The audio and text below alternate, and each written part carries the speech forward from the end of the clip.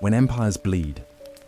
In autumn 1944, American forces smashed themselves against Hitler's West Wall, a 400-mile fortress of concrete and steel, defending Germany's border. The 22nd Infantry Regiment alone suffered devastating losses in weeks of futile assaults. Some bunkers required multiple bloody attacks before falling. Boys from small American towns died for yards of German soil. This was just one campaign in a war that devoured between 70 and 85 million human beings. From Leningrad's 872-day siege, where civilians ate wallpaper, paste and leather, to Guadalcanal's jungle hell, where empires bled, to Okinawa's kamikaze, swept waters where death fell from the sky. The Second World War became humanity's most industrialized killing machine. Tonight, we'll take you inside 5 battles that didn't just claim millions of lives, they decided the war's outcome. You'll discover how Hitler's impregnable fortress became his funeral shroud, how Leningrad's starving defenders outlasted the Wehrmacht, how a Pacific island most Americans had never heard of broke Japan's expansion, how suicide warfare pushed both sides toward unthinkable weapons, and how the Eastern Front's collapse sealed Nazi Germany's fate. These weren't just battles. They were crucibles where blood, steel, and sacrifice forged the world we inherited. The decisions made in these killing fields echo through every headline today. The fortress that wouldn't fall. The West Wall campaign, the first killing field that decided the war's fate, wasn't a city or a harbor. It was a 400 wall of concrete and steel that Hitler believed would save the Reich. By early September 1944, about 13 weeks had passed since D-Day. Allied forces had fought their way across 300 of Norman Hedger, shattered German resistance at the Falaise Pocket, and now stood before Hitler's ultimate insurance policy, the West Wall. What lay ahead wasn't just another battle. It was a confrontation with the most formidable defensive system ever constructed, stretching like a concrete cancer across 400 miles of German territory. The West Wall ran from the southwest corner of the Netherlands to the Swiss border. An estimated 22,000 pillboxes, troop shelters, and command posts formed an interlocking web of death. Each position supported the others. Each bunker channeled attackers into killing zones. Where nature failed to provide obstacles, German engineers had planted parallel rows of concrete pyramids called Dragon's Teeth, tank traps that could stop a Sherman dead in its tracks. Hitler had begun building this monster in the 1930s as both a defensive system and a political signal to France, whose Maginot Line faced it across the border. The project became a massive propaganda tool designed to intimidate Britain and France into making concessions to Nazi demands. After conquering France in 1940, the wall had been stripped of its guns and left to rot. Only when the Allies broke out of Normandy did Hitler realize his mistake. Hundreds of thousands of civilians, forced laborers, and Hitler Youth were thrown into a desperate race against time. Working like demons through August and September, they repaired bunkers, installed new weapons, and laid fresh minefields. The concrete was cracked, the steel rusted, but the wall still possessed teeth. More importantly, it had something the Allies didn't expect: defenders who knew they were fighting for the survival of the Reich itself. German 7th Army's decimated remnants had streamed back from Normandy in chaos. But once they reached the wall's protection, they transformed. No longer fleeing refugees, they became defenders encased in fortifications they believed impregnable. Field Marshal Walter Model, Hitler's firemen, commanded Army Group B in the northern sectors. General Hermann Bach's Army Group G controlled the center. Even Heinrich Himmler's SS troops manned southern positions. But the Allies had problems far worse than German concrete. General George Patton paced his 3rd Army headquarters like a caged tiger, his face purple with rage. His tanks sat empty at the Moselle River, bone dry after their lightning advance across France. "I'm going through that wall like through a goose," he'd promised reporters just days earlier. Now his army was stranded, watching precious days slip away while German reinforcements poured into the wall. The fuel crisis was an accident, it was policy. Supreme Allied Commander Dwight Eisenhower had made a controversial choice that many historians still debate. Rather than supporting Patton's drive toward the Rhine, he'd allocated most available fuel to Field Marshal Bernard Montgomery's 21st Army Group for a thrust through Belgium and the Netherlands. Operation Market Garden was supposed to end the war by Christmas. Instead, it would condemn infantry to months of slaughter against German concrete. Montgomery's offensive proved a tragic disaster. Antwerp fell on September 4th, but German resistance was far stronger than expected. The Germans blocked the Scheldt estuary, making Antwerp useless for Allied supply purposes. When the airborne drops at Arnhem failed catastrophically on September 26th, 7,000 Allied troops killed, wounded, or captured for a bridge too far. Eisenhower's northern strategy had stalled. Now autumn approached with its promise of rain, mud, and German reinforcement. The only option left was the hard way. Head-on assault against the West Wall's strongest positions. Field Marshal von Rundstedt, the Prussian aristocrat Hitler, both needed and despised, had returned to command Germany's western defenses. Despite his contempt for Nazi ideology and Hitler's military interference, Rundstedt understood the wall's true purpose. It wasn't designed to stop the Allies permanently. It was built to buy time.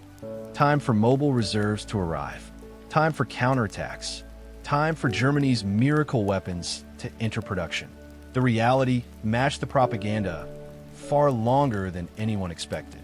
On September 13, 1944, Colonel Charles Lamb gathered his 22nd Infantry Regiment officers in the Eifel Plateau region of Western Germany. His plan was textbook simple. 3 battalions would assault the West Wall pillboxes sited on the Branchide Heights, break through, and open the way for the entire 4th Division to surge toward the Rhine. 3rd Battalion led the attack, using terrain to mask their approach from German defenders. Artillery hammered German positions, while infantry advanced with flamethrowers to burn out the bunkers. At first, there was no reaction from the wall. The Germans were waiting for the perfect moment. When it came, it was devastating. Mortar fire plunged down on the advancing troops like steel rain. German MG-42 machine guns, the Allies called them Hitler's buzzsaw for their distinctive sound, began their deadly chatter. Men keeled over one after another until they lay scattered across the hillside like broken dolls. The wounded were dragged back down the hill, while cries for medics echoed across the battlefield. Lamb realized his men were on the brink of breaking. Drawing his pistol, he fired 2 shots in the air and screamed at his reserves to advance. Eventually, they went picking their way around the bodies still lying on the slopes. But 3rd Battalion's assault on Branchide revealed a truth that would haunt the campaign. This wasn't a sleepy village, but a fortress bristling with pillboxes and defended by battle-hardened SS troops. The battalion dug in and tried again the next day and the next. For 2 weeks, they threw themselves against German concrete. They got nowhere. Meanwhile, the 22nd Regiment attempted another approach, reducing German bunkers one by one in a methodical siege. This was no small enterprise. When Germans refused surrender demands, tank destroyers drove up to steel doors and blasted them in at point-blank range. It was dangerous work for the attackers, but it worked. Survivors emerged from the wreckage, most badly injured. The dead were piled up inside like cordwood. Before long, casualties mounted to around 800 men. Some died when Germans launched counterattacks out of their pillboxes. Roughly half the 1st Battalion were killed or wounded. Only 2 officers survived. Many casualties weren't physically injured, but developed combat fatigue. The thousand-wise stare of men who'd seen too much death. Eventually, Lanham was forced to call off the attack. The weather worsened. German defenses showed no signs of weakening, and nothing had been gained. The vital roads leading out of the Eifel region to the Rhine remained under German control. The wall remained intact. The next attempt came from Luxembourg, where the 28th Infantry Division, nicknamed the Bloody Bucket for their red keystone shoulder patch and reputation for record casualties, prepared to face their greatest test. Under Lieutenant General Courtney Hodge's 1st Army, they advanced against cracked German forces including the 2nd SS Panzer Division. As troops crossed the minefields, Germans saturated the battlefield with mortar and machine gun fire. Within a week, casualties reached around 1,500 killed and wounded. One company suffered catastrophic losses and was effectively wiped out in the fighting. The unit disappeared into the German killing machine with devastating completeness. Despite this fearsome defense, the Bloody Bucket Division pushed forward on a narrow front and captured several high points. But these gains proved worthless when the 2nd SS Division still held the low ground. On September 16th, the division scored a notable first. They breached the West Wall in what official history described as a pencil-like penetration. In practical terms, it meant little. The devastating losses had taken the heart out of their efforts. "I'm going through the wall like through a goose," General Patton had promised. When his enforced halt at the Moselle finally ended on September 5th, Patton ordered the 12th and 20th Corps to seize Nancy, the capital of Lorraine, as a prelude to breaking through the West Wall and crossing the Rhine. Patton envisaged no serious difficulty. The section of wall immediately facing Third Army was manned by 7 weak infantry divisions and a panzer brigade of the German First Army. Also in the vicinity were 7 under-strength divisions of the German 19th Army. Hardly impressive opposition. Still, this was one of the best defended parts of the West Wall, and Field Marshal model was an overall charge. Elements of Third Army set out for the Mura River near Nancy on September 11th. Despite heavy German resistance, they crossed the river and took Nancy on September 15th. But then came a 4-day halt through lack of supplies and provisions, plus the onset of bad weather. The delay gave Germans the opportunity to regroup and concentrate reserves from First Army at Chateau-Salins, blocking one of the main routes to the Rhine. Third Army had lost the initiative. 5th Panzer Army hit them with a series of major strikes at Patton's 4th Armored Division. The contest continued for 10 days in a regular pattern. Germans attacked under cover of fog, fought vigorous engagements with forces aided by aircraft of the 19th Tactical Air Command when weather permitted. Eventually, wrecked panzers littered the battle area. Germans were down to only 25 tanks and wisely withdrew. In all, they lost around 280 tanks and suffered approximately 3,000 casualties with the same number taken prisoner. Losses were fewer, around 600 casualties, but almost non-stop fighting over the past 2 months had exhausted them.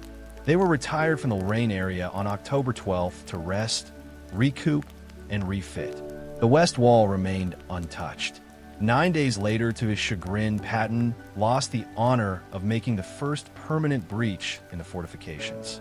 It happened at Aachen, a historic city on the German border with Belgium and Netherlands. Aachen wasn't unusually strong, and though it formed part of the West Wall, its position held no strategic significance. Nevertheless, capturing Aachen, the first appreciable German city the Allies had encountered, could provide an important boost to morale. More importantly, it was Charlemagne's ancient capital, making it a symbol of German power and prestige. Dealing with Aachen fell to Courtney Hodge's First Army. German resistance was so ferocious that it became impossible for First Army to perform both tasks simultaneously, surrounding the city while pushing eastward toward the Rhine. Hodges had to choose, and he chose to assault Aachen. Hitler fully realized Aachen's importance and issued his usual orders to the 5,000 Germans defending it. Fight to the last man. Never retreat. Die if necessary. The casualties that resulted from such fanatical defense had already proved so high that Hodges attempted to cut short the proceedings. He issued a surrender ultimatum on October 10th. As he no doubt expected, it was refused. Hodges now ordered his forces to attack with a systematic plan of destruction. They would demarcate the battle area by artillery and mortar fire, dominate main thoroughfares and intersections with machine guns, and move infantry, tanks, and tank destroyers along side streets. All the while, they would maintain maximum fire to ensure no German could escape. While defenders were held in this fashion, buildings would collapse around them, burying them in the ruins. The initial bombardment was delivered by 12 artillery battalions, which plastered the city with 10,000 rounds in 2 days. fighter bombers of the 9th Tactical Air Command dropped over 160 tons of bombs in the same period. Still, heavy fighting raged inside Archon for the next week. Tank destroyers hammered away with heavy caliber fire. They used powerful 155mm artillery pieces to blow entire buildings apart. The 155 worked on Germans like a terror weapon.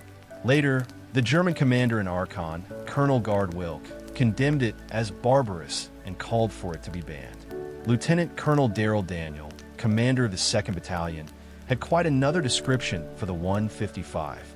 Quite spectacular and satisfying. By the afternoon of October 21st, Daniel's 2nd Battalion had secured the business areas of Aachen and were pushing westward when they learned the fight was over. Contrary to Hitler's orders, the garrison of Aachen had surrendered. The city captured around 1,000 prisoners.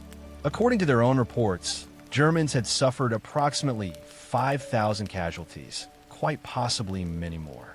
Losses were roughly a tenth of that number, most among the assault troops. After the battle, only around 20 of Archon's buildings were left standing. Even before Archon's capture, the 9th Infantry Division of Hodges' 1st Army was ordered into the Hurkan Forest southeast of the city to clear it as security for another major effort against the West Wall. The Hurkan was a man-made forest covering around 200 square miles. There were few roads. It was difficult fighting country, certainly for tanks and armored vehicles. They expected only light resistance. They were catastrophically wrong. Within weeks, the 9th Infantry Division had suffered approximately 4,500 casualties for an advance of less than 2 miles. The battle in the forest now took on the proportions of a major struggle, and one in which Germans always seemed one jump ahead. In November, Hodges ordered the 28th Bloody Bucket Infantry Division, the same unit that had suffered devastating losses at the wall, to advance through the forest to seize the high ground at Schmidt. Schmidt lay north of important dams on the Ruhr River. Rain and fog intervened to cause delays, giving Germans time to prepare. During subsequent fighting, they lost around 6,000 casualties in one of the most costly actions they fought in the entire war. An action initially intended as an easy ride had quickly turned into a nightmare. The forest floor was thickly sown with anti-personnel mines. Shells bursting high in the treetops fell down in showers of deadly metal fragments on as soldiers picking their way through a mess of broken branches and slippery leaves. As winter wore on, there was rain, mud, sleet, and snow. It was all too easy to get lost in the tangle of trees and stumble into ambushes. German defense had an extra purpose beyond mere tactical advantage. The top secret watch on the Rhine, the deliberately misnamed offensive due to take place in the Ardennes in December, could have been jeopardized if forces managed to cross the Ruhr River. The Ruhr itself was of great importance to Germans. If the river was crossed now or in the future, they could be isolated by floods caused by opening the Ruhr dams. Ideally, flooding might prevent them crossing at all. The cost on both sides was staggering. Germans lost approximately 2,000 killed and injured and 1,200 taken prisoner. Losses were even greater, roughly 12,000 men killed, wounded, or missing. November 1944 went on as September and October had begun. Massive assaults accompanied by fighter-bomber attacks did nothing to break German resistance. The resistance was so powerful that the Bloody Bucket Division lost around 40 of its strength in 7 days. On November 15th, 1,200 flying fortresses of the U.S. 8th Air Force flew from the Netherlands to soften up the enemy for the 84th Division at Geilenkirchen north of Arkham. The result was the same, a fearful battle of attrition in which infantry suffered so many losses they were unable to continue. December 1944 found forces battering themselves against the West Wall for 3 months. Despite victory at Archon, they were getting nowhere. The Hurkan Forest became a microcosm of this failure. After the Bloody Bucket Division was withdrawn, another armored division and 4 more infantry divisions were sent in, only to be shredded in their turn. None lasted more than 2 weeks before being replaced by the next. The ultimate responsibility for breaking this impasse lay with General Eisenhower. After such a long time, so many losses and so many failures, he might well have felt his job was on the line. Even worse, the outcome of the war could be in the balance. Inside their defenses, Germans had proved too strong to shift. Instead, Eisenhower sought to lure them out of their fortifications so they could meet them on open ground where they had a better chance to prevail. Eisenhower laid a trap, the so-called Ghost Front in the Ardennes, where defenses were thin and Germans might fancy their chances. In fact, Eisenhower had 14 armored divisions waiting in the wings to fall on them once they emerged. In the meantime, frontal attacks on the wall continued. There was no major breakthrough, but there were some gains. Forces captured important crossroads, leading to defenses in the Herkin Forest and the Victory Crossroads north of Montshaw. The West Wall itself was penetrated to a depth of 12,200 yards. On December 16, 1944, Germans appeared to fall for Eisenhower's trap. They came out of their fortifications, but not to assault with understrength manpower. In one of the worst cases of bad luck and coincidence in military history, Eisenhower's trap was preempted by the Ardennes Offensive, the last gasp initiative by 24 German divisions to throw back the Allies and possibly win the war. The Allies never imagined that at this late stage Germans were capable of mustering such a force. But the Ardennes Offensive didn't last long. After initial successes, fuel supplies ran out. In early January 1945, it was all over. On January 16, 1945, 8 days after the Ardennes Offensive ended, British forces under Field Marshal Bernard Montgomery took their turn at cracking the West Wall. Their target was the Hainensburg salient around 20 m long, defended by 3 lines of fortifications, continuous trenches, and weapons pits covered by barbed wire and liberally sown with mines. Germans had 2 infantry divisions in the salient with 156 guns and 18 assault guns, all spread over muddy terrain, difficult and dangerous to traverse. Montgomery's forces consisted of 2 infantry divisions and the very tough 1st Commando Brigade. General Patton was not happy about Montgomery, his hated rival, gaining the honor of being first to reach the Rhine. At the end of January 1945, Patton, with help from General Bradley, persuaded Eisenhower to agree to an armored reconnaissance in the Eifel region that would take his forces across the rivers, Our and Sauer, to close in on the West Wall. The term armored reconnaissance was somewhat vague, and Patton preferred it that way.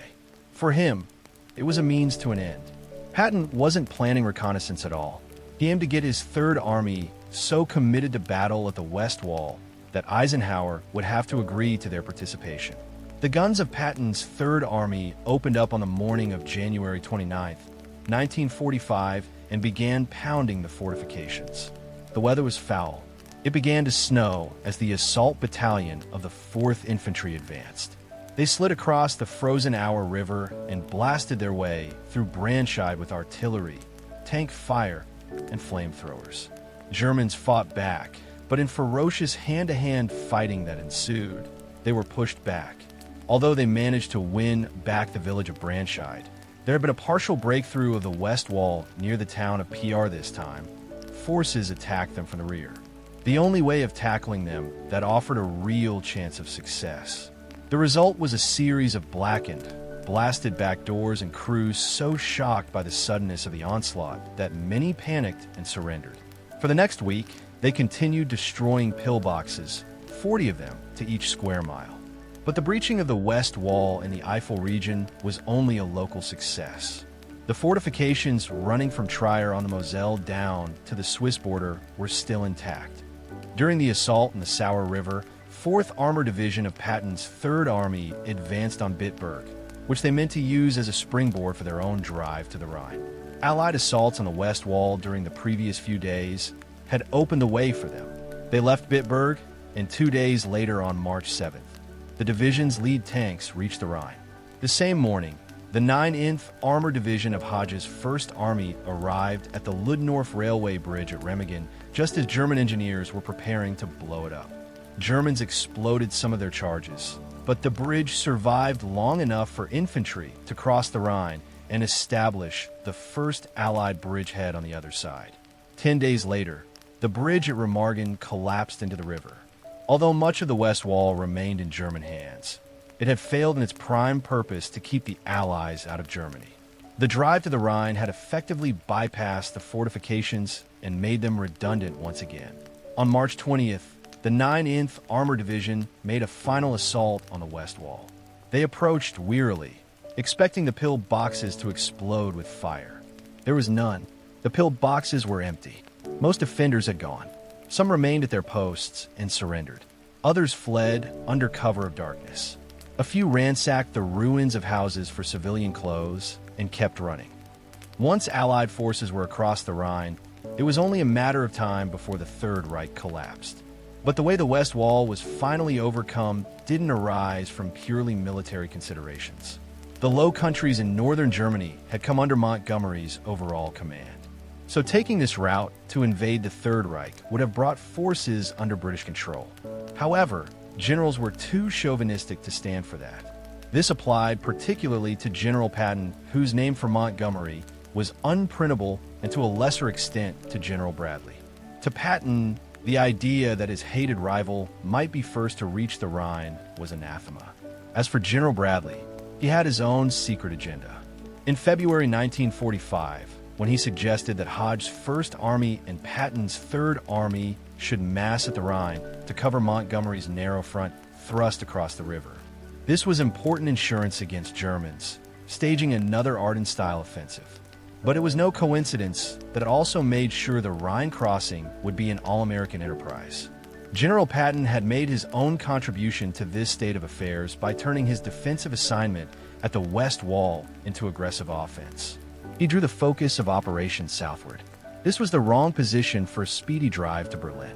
Meanwhile, the Russians gained time to move in from the east and reach the German capital first. Subsequently, this enabled them to claim for communism a larger share of Europe than the British and Americans meant them to have. For the next 45 years, until communism collapsed in Europe and the Cold War came to an end, the world had to live with the consequences. While forces bled against concrete and steel in the West, hammering themselves to pieces against Hitler's fortress wall, far to the east, an even more terrible siege was entering its third winter.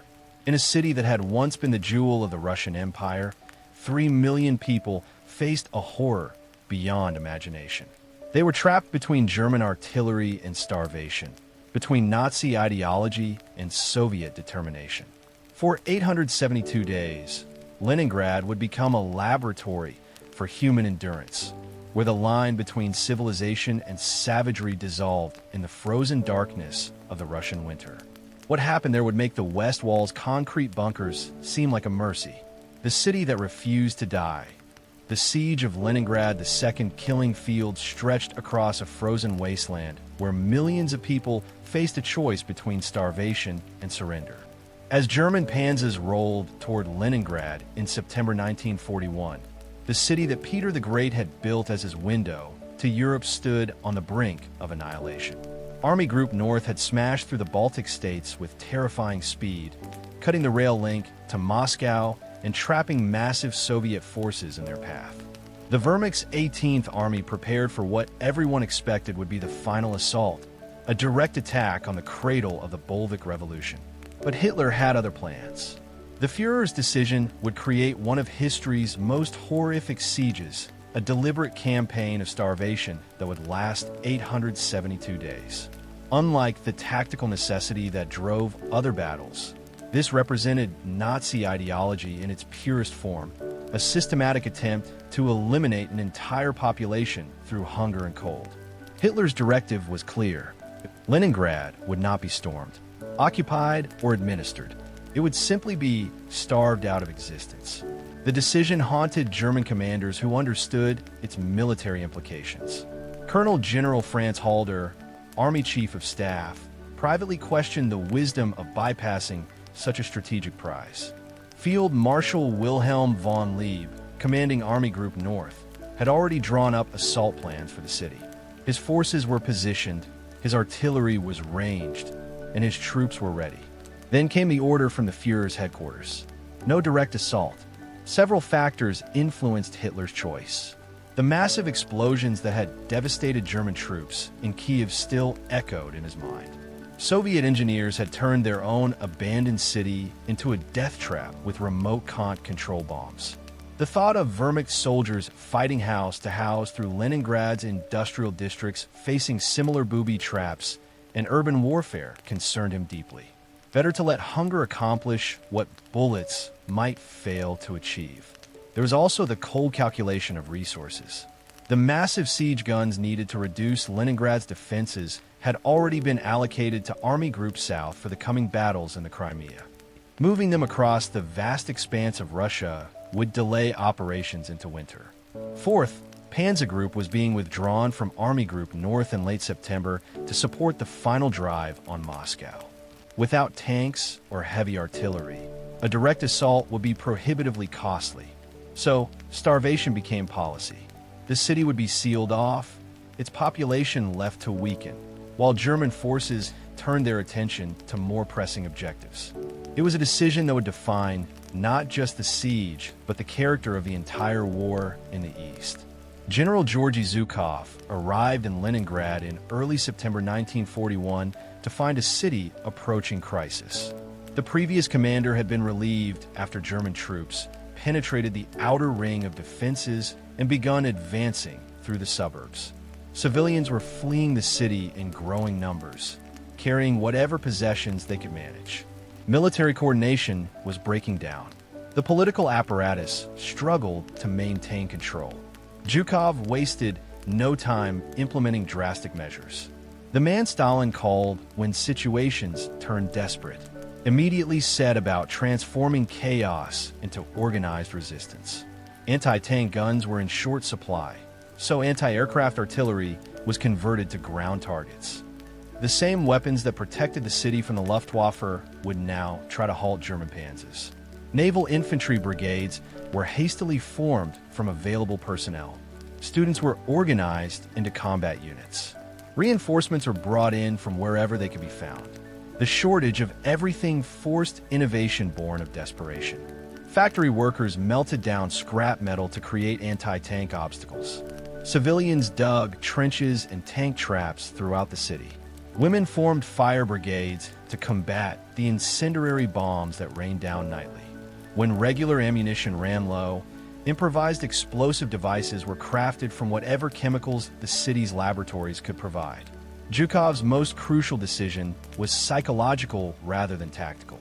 Instead of the purely defensive posture that had characterized the campaign so far, he ordered raids and counterattacks against German positions. These weren't designed to break the siege. That was impossible with available forces. They were meant to convince both defenders and attackers that Leningrad would fight to the end. The German 18th Army had fought its way to within artillery range of the city center. Their forward positions could observe the golden spires of the Admiralty and the Winter Palace. Shells began falling on Nevsky Prospect, the city's main thoroughfare. The siege guns that Hitler had refused to commit to a direct assault were more than adequate for terrorizing the civilian population. Then, just as victory seemed within grasp, 4th Panzer Group was pulled out for the Moscow offensive. The departure of virtually all German armor left Army Group North essentially immobile. What had been planned as a brief siege before final assault became an indefinite containment operation. The ring around Leningrad was never completely closed, a fact that would prove crucial to the city's survival. Two significant gaps remained in the German encirclement. To the north, Finnish forces under Marshal Karl Gustav Emil Mannerheim had advanced to the old 1939 border, but refused to move beyond it. Mannerheim was fighting to recover territory lost in the Winter War, not to participate in Nazi extermination campaigns.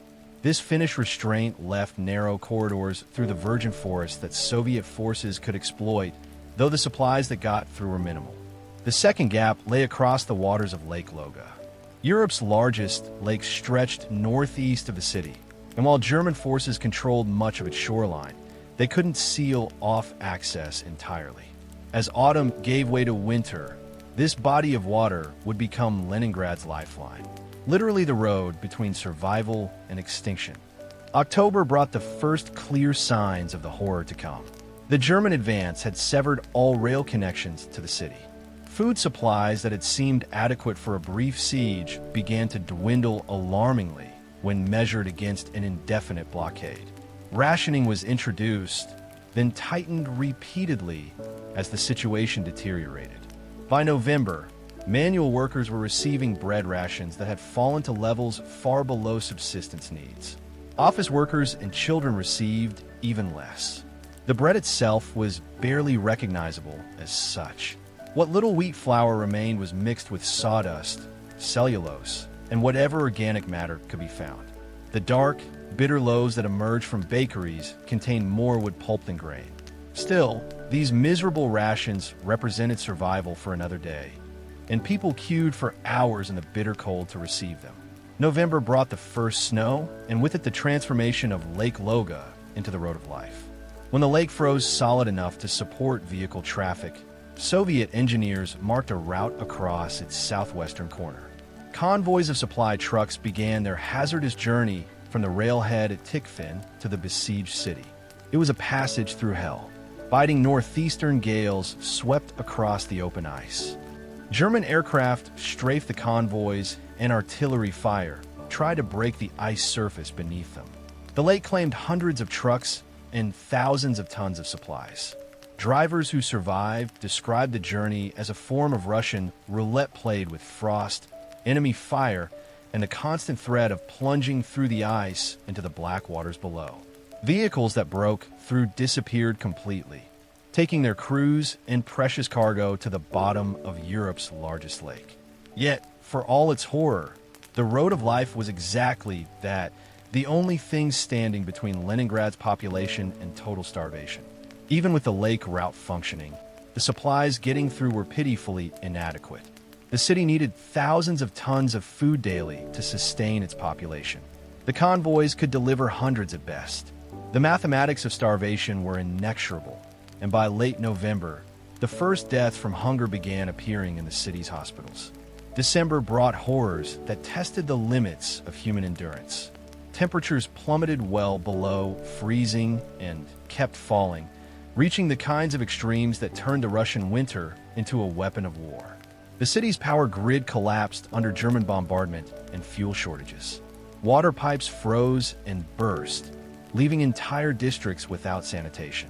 Medical supplies dwindled to almost nothing, making disease as deadly as starvation. The social fabric began to fray under the pressure. Families turned against each other over scraps of food.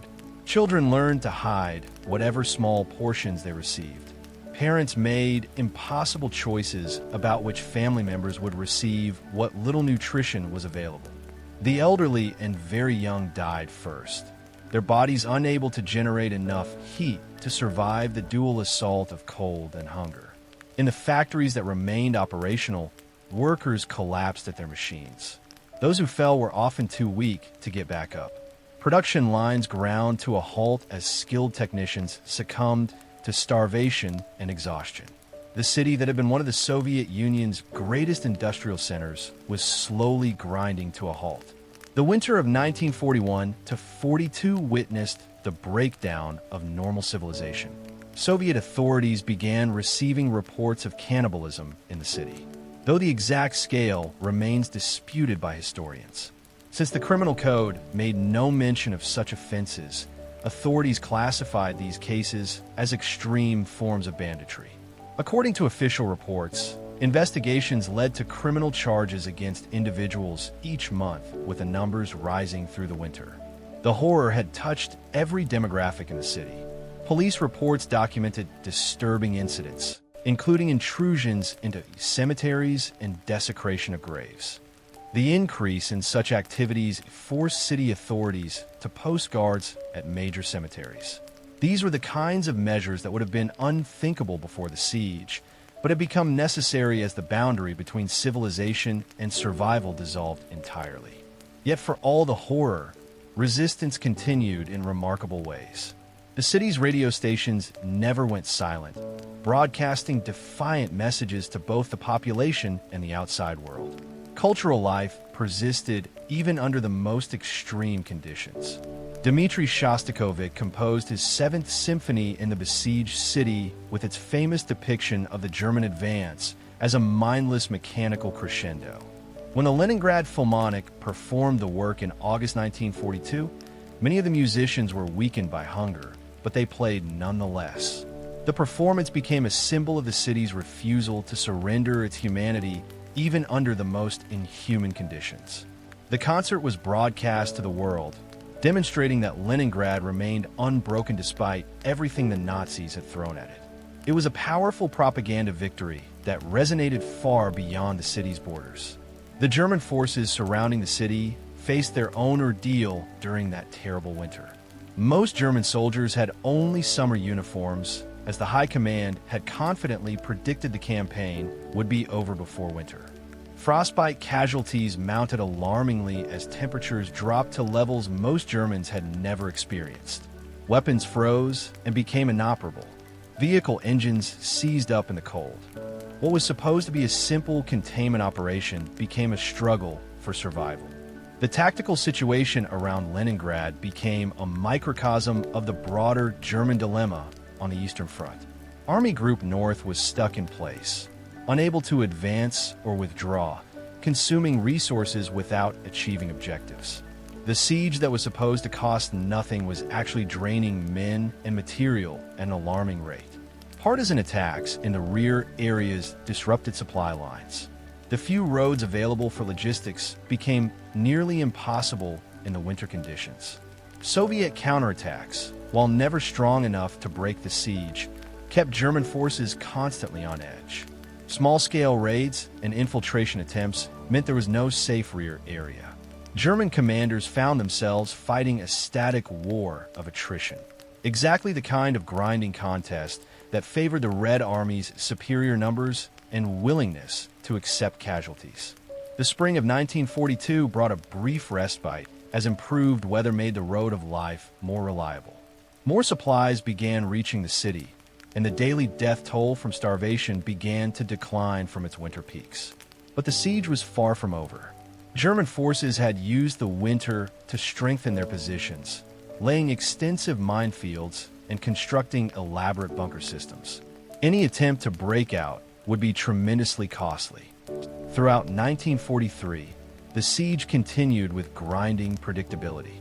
Soviet forces launched periodic offensives to try to establish a land corridor to the city, but these efforts repeatedly failed against determined German resistance. The human cost was staggering on both sides. Soviet divisions were committed to the Leningrad front and emerged badly mauled. German units that had entered Russia as elite formations were reduced to skeleton crews of exhausted veterans. The psychological impact of the siege extended far beyond its immediate participants. In Moscow, Stalin grew increasingly frustrated with the failure to relieve Leningrad. The city had enormous symbolic value as the birthplace of the revolution and the site of Lenin's rise to power. Allowing it to fall to Nazi starvation tactics would be both a military disaster and an ideological catastrophe. Resources that might have been used elsewhere were poured into repeated failed attempts to break the blockade. For the Germans, the siege became an albatross around the neck of their entire eastern strategy. Army Group North's divisions were tied down in static positions while the decisive battles of the war were fought elsewhere. The troops besieging Leningrad could have made a crucial difference at Stalingrad or Kursk. Instead, they remained frozen in place, accomplishing nothing while consuming precious resources. The international implications were equally significant. The siege became a powerful symbol of Nazi brutality that helped solidify the Allied coalition. Reports of the systematic starvation of civilians reached the West, reinforcing arguments that this was a war between civilization and barbarism. The siege helped convince neutral nations that Nazi Germany represented an existential threat to humanity itself. The beginning of the end came in January 1944.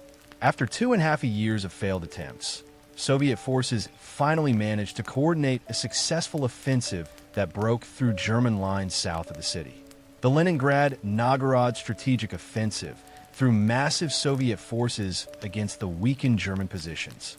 Army Group North, depleted by years of attrition and transfers to other fronts, simply lacked the strength to hold such an extended line. The offensive had been carefully planned to exploit German weaknesses that had developed over the long siege. Soviet commanders had learned from previous failures, concentrating their forces at carefully selected breakthrough points rather than spreading them along the entire front.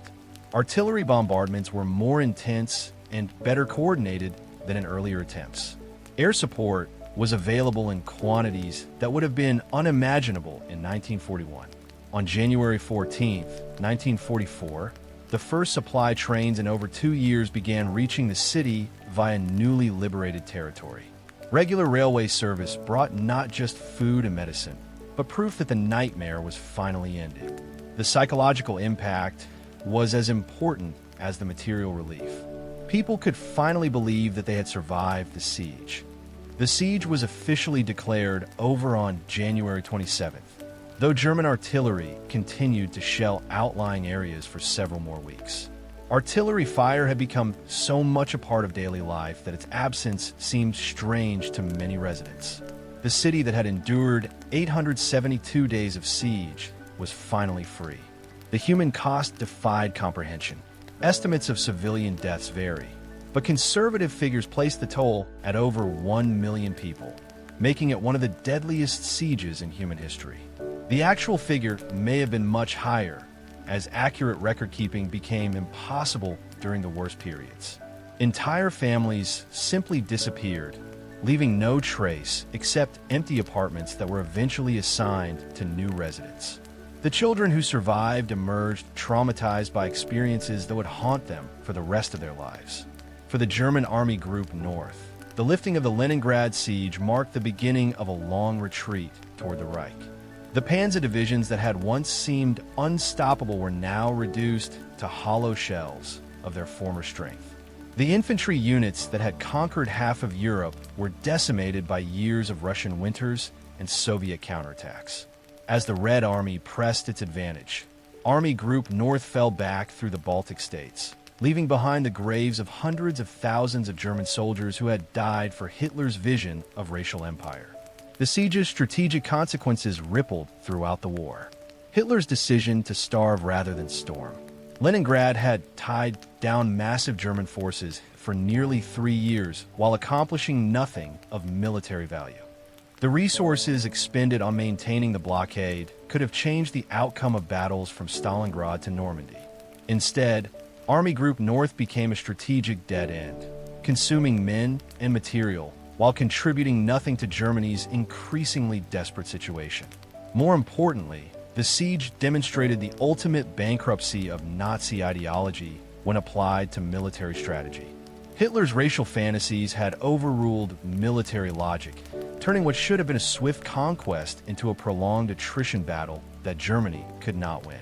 The decision to starve Leningrad revealed the Third Reich's fundamental weakness, its inability to separate ideological goals from military necessities.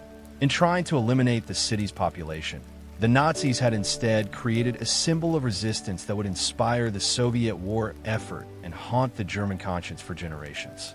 The survivors of Leningrad carried their experience like a wound that never healed.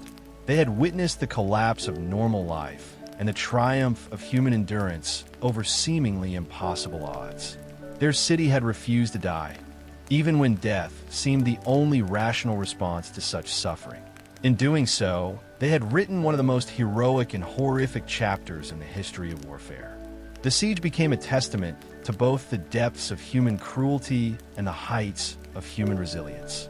As Leningrad endured its frozen hell halfway around the world, a jungle island would become the grave of empires. Where the Russian siege had been about survival against starvation, this new battlefield would be about expansion versus containment.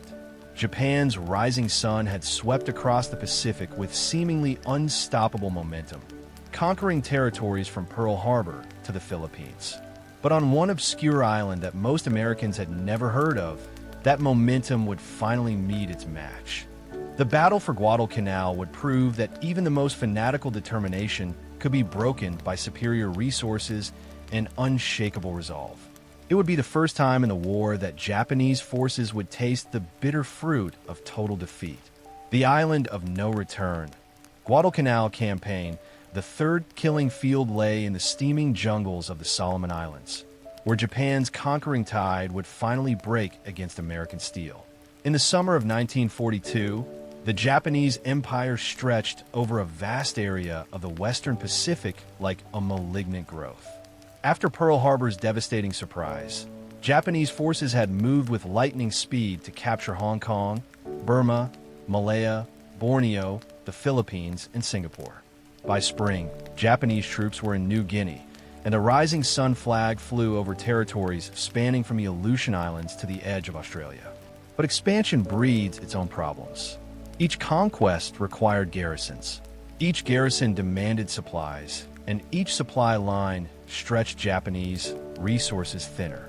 By May 1942, cracks were already showing in the empire's facade of invincibility. The Battle of the Coral Sea had forced Japan to abandon plans for attacking Port Moresby in New Guinea. More ominously, the stunning American victory at Midway in early June had persuaded Japanese leadership to halt their expansion into the Pacific. Consolidation was now the order of the day. But Japanese strategic planners understood that static defense was ultimately a losing proposition against America's growing industrial might. They needed forward bases that could threaten Allied supply lines while protecting their own conquests. In late June, Allied intelligence in the Solomon Islands reported a worrying development. Japanese forces on Guadalcanal were constructing an airfield. The island itself seemed unremarkable to most observers. Guadalcanal stretched roughly 90 miles long and 25 miles wide, covered in dense jungle and bisected by mountains that rose to 8,000 feet. The climate was tropical hell. Temperatures routinely exceeded 90 degrees Fahrenheit, with humidity levels that made breathing feel like drowning. Malaria-carrying mosquitoes swarmed in clouds thick enough to darken the sky. Venomous snakes, crocodiles, and dangerous insects completed the natural hazards. But geography made Guadalcanal strategically vital. An operational Japanese airfield there would threaten the precious supply line between Hawaii and Australia. American and Australian forces fighting in New Guinea would be cut off from reinforcement and resupply. The entire Allied position in the South Pacific could collapse like a house of cards. In Washington, the American chiefs of staff considered their response. Initial plans called for a simple raid to destroy the airfield under construction. But as planners studied the situation, a far more ambitious scheme emerged. Instead of merely raiding Guadalcanal, American forces would capture the island and establish their own airbase. It would be the first major Allied offensive in the Pacific, code named Operation Watchtower. The plan was audacious to the point of recklessness. American planners knew virtually nothing about Guadalcanal's terrain, climate, or defenses. Maps were scarce and unreliable. Air reconnaissance was limited. The Marine units tasked with the assault had arrived in New Zealand, expecting no combat duties until 1943. Now, they had weeks to prepare for a major amphibious operation. Major General Alexander Vandergrift commanded the 1st Marine Division, a force built around veteran units, but containing thousands of recruits who had never seen combat. When Vandergrift received his orders at Wellington on June 25th, his division was still arriving and organizing in New Zealand. Disease was affecting his troops. Labor difficulties in Wellington were slowing the unloading of essential supplies. The rehearsal exercises in Fiji revealed coordination problems between landing craft and their supporting units. Vandergrift requested a postponement from the August 1st assault date. He received exactly 6 days. The operation would proceed on August 7th, regardless of preparation levels. The Marines would have to learn their trade on the job. The Japanese garrison on Guadalcanal was smaller than American intelligence estimated, but better prepared than expected. Rear Admiral Sadayoshi Yamada commanded several thousand troops, including construction workers racing to complete the airfield and military personnel defending the site. While many were engineers and laborers, the force included combat veterans of the China campaigns who understood jungle warfare. More importantly, the island lay within range of Japanese air and naval forces based at Rabaul on New Britain. Vice Admiral Robert Gormley commanded the overall watchtower operation from his headquarters in Oakland. The 57-year-old admiral had served as a liaison officer in London and brought organizational skills to the task of coordinating a complex amphibious assault. His subordinate, Rear Admiral Frank Fletcher, would command the naval task force that included aircraft carriers Enterprise, Saratoga, and Wasp. Fletcher had fought at the Coral Sea and Midway, giving him extensive carrier combat experience. The landing force would be transported by Rear Admiral Richmond Kelly Turner's amphibious fleet. Turner was a staff officer turned amphibious warfare specialist who had developed theories about beach assault. His concepts would face their first real test on Guadalcanal shores. At dawn on August 7, 1942, a substantial Allied fleet appeared off Guadalcanal's northern coast. 82 ships carried approximately 19,000 Marines toward what everyone expected would be a brutal fight for the airfield. Instead, the landing proved almost anticlimactic. Japanese construction workers had fled into the jungle at the first sight of American ships. The combat troops present offered scattered resistance before withdrawing inland. By evening on August 8th, Marines had secured the nearly completed airfield and renamed it Henderson Field in honor of a Midway hero. Casualties were light, supplies were flowing ashore, and the operation appeared to be succeeding beyond expectations. That illusion shattered before dawn on August 9th. Vice Admiral Genichi Mikawa had been monitoring Allied radio traffic from his headquarters at Rabaul. The moment American ships appeared off Guadalcanal, he began assembling a strike force of 7 cruisers and 1 destroyer. While American forces celebrated their easy victory, Mikawa's ships were already racing down the slide, the narrow channel between the Solomon Islands that led directly to Guadalcanal. Admiral Fletcher had positioned his carrier task force south of Guadalcanal to provide air cover for the landing, but Fletcher was concerned about fuel consumption and aircraft losses from the previous day's operations. In the afternoon of August 8th, he made a controversial decision that would affect the entire campaign. He withdrew his carriers from the area. Fletcher cited fuel concerns and the need to avoid Japanese submarine attacks. But his departure left the Marines without air cover and the transport ships without protection. Admiral Turner positioned his cruisers screen north and south of Savo Island to protect the transport anchorage. Destroyers took advanced positions to provide early warning of Japanese approach. It was a defensive formation that should have been adequate against conventional threats. Mikawa had no intention of fighting conventionally. Shortly after midnight on August 9th, Japanese cruisers swept past the Allied picket ships in single file. Lookouts on the destroyers spotted unidentified vessels, but communication failures prevented immediate warning to the main fleet. Mikawa's ships had achieved complete tactical surprise. At approximately 1:43 a.m., Japanese cruisers launched their first salvos against Allied forces. Searchlights stabbed through the darkness, illuminating Allied ships like actors on a stage. The heavy cruiser Etruria took multiple hits before her crew could react effectively. Quincy absorbed a devastating barrage that killed most of her bridge crew. Vincent's exploded in flames that could be seen for miles. Mikawa's force then turned south to engage the remaining Allied cruisers. The Australian heavy cruiser Canberra was hit so heavily that she had to be scuttled. The following morning, Chicago took torpedo damage that left her barely able to maintain formation. In less than an hour, the Imperial Japanese Navy had sunk 4 Allied heavy cruisers and damaged others, while suffering only minor damage in return. The Battle of Savo Island was a devastating defeat for Allied naval forces. Over 1,000 Allied sailors died in the dark waters between Guadalcanal and Savo Island. The seafloor became so littered with sunken warships that Marines dubbed it Iron Bottom Sound.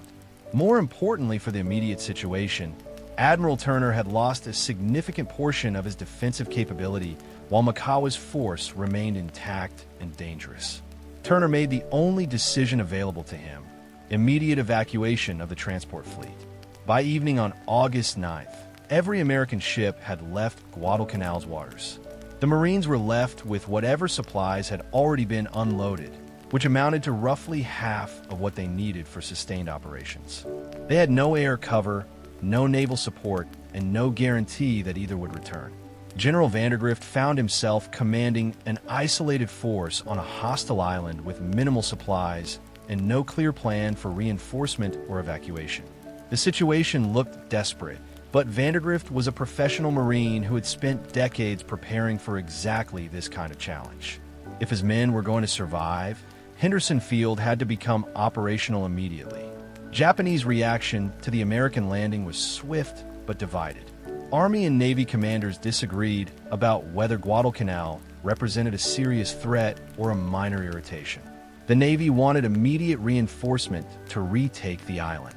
The Army preferred to let the Americans weaken while continuing operations in New Guinea. This strategic confusion would plague Japanese efforts throughout the campaign. Lieutenant General Haruki Chihayakawa commanded the Japanese 17th Army, which included all ground forces in the Solomon Islands. Hayakawa initially underestimated the American landing as a reconnaissance that could be easily repelled. Rather than committing major resources to Guadalcanal, he authorized only a relatively small detachment under Colonel Kono Ichiki to investigate the situation. Ichiki commanded the 2nd Battalion of the 28th Infantry Regiment, elite troops who had fought in China and participated in the capture of Guam. The approximately 900 men under his command were veterans of jungle warfare who believed absolutely in the superiority of Japanese fighting spirit over American materialism. Ichiki himself embodied the samurai ethos that had driven Japanese expansion across the Pacific. He was convinced that a determined night attack would sweep the Americans into the sea. On August 18th, Ichiki's force landed at Taiyu Point, 22 miles east of Henderson Field. American coast watchers, Allied intelligence operatives, who had remained hidden throughout the Japanese conquest, reported the landing immediately. Vandergrift knew an attack was coming and began preparing his defenses accordingly. Henderson Field had become operational on August 20th when the first Marine aircraft landed on its hastily completed runway. Marine fighters and dive bombers gave the Americans their first tactical air support since the carrier withdrawal. More importantly, the presence of American aircraft meant that Japanese ships could no longer operate safely in daylight hours around Guadalcanal. The strategic balance was already shifting in favor of the defenders. Ichiki spent 2 days reconnoitering American positions before launching his attack. He identified what appeared to be a weak point in the Marine perimeter near the mouth of Alligator Creek, which Americans had mistakenly named the Tenarue River. The position was held by companies from the 1st Marine Regiment, troops who had spent months training in amphibious warfare. What Ichi saw as weakness was actually a carefully prepared killing ground. At approximately 3 o'clock a.m. on August 21st, Ichiki's troops launched their assault across the sandbar at the mouth of Alligator Creek. The attack followed classic Japanese doctrine, a massed bayonet charge designed to achieve moral ascendancy over the enemy through sheer audacity. Japanese soldiers screamed battle cries as they charged across open ground toward prepared American positions. It was a magnificent display of courage that proved tactically suicidal. Marine machine gunners had pre-registered their fire on the sandbar crossing. Mortar crews had calculated ranges to every likely approach route. Artillery observers could bring down concentrated fire within minutes. When Ichiki's men emerged from the jungle, they ran into a wall of coordinated firepower that no amount of fighting spirit could overcome. The slaughter was methodical and complete. Marines cut down, attacking Japanese in waves, their bodies piling up on the sandbar like driftwood after a storm. Those who survived the initial assault found themselves trapped between American positions and the creek behind them. Ichiki ordered repeated attacks throughout the night, each one ending in more Japanese casualties. By dawn, most of Ichiki's force was dead or dying. American casualties numbered fewer than 50. Japanese losses exceeded 800 men, virtually the entire attacking force. Colonel Ichiki survived the battle but was killed later in the campaign. The circumstances of his eventual death remain disputed by historians.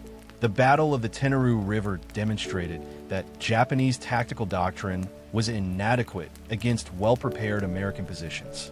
Banzai charges might succeed against poorly equipped forces or surprise defenders, but they were useless against Marines who had time to prepare and coordinate their firepower.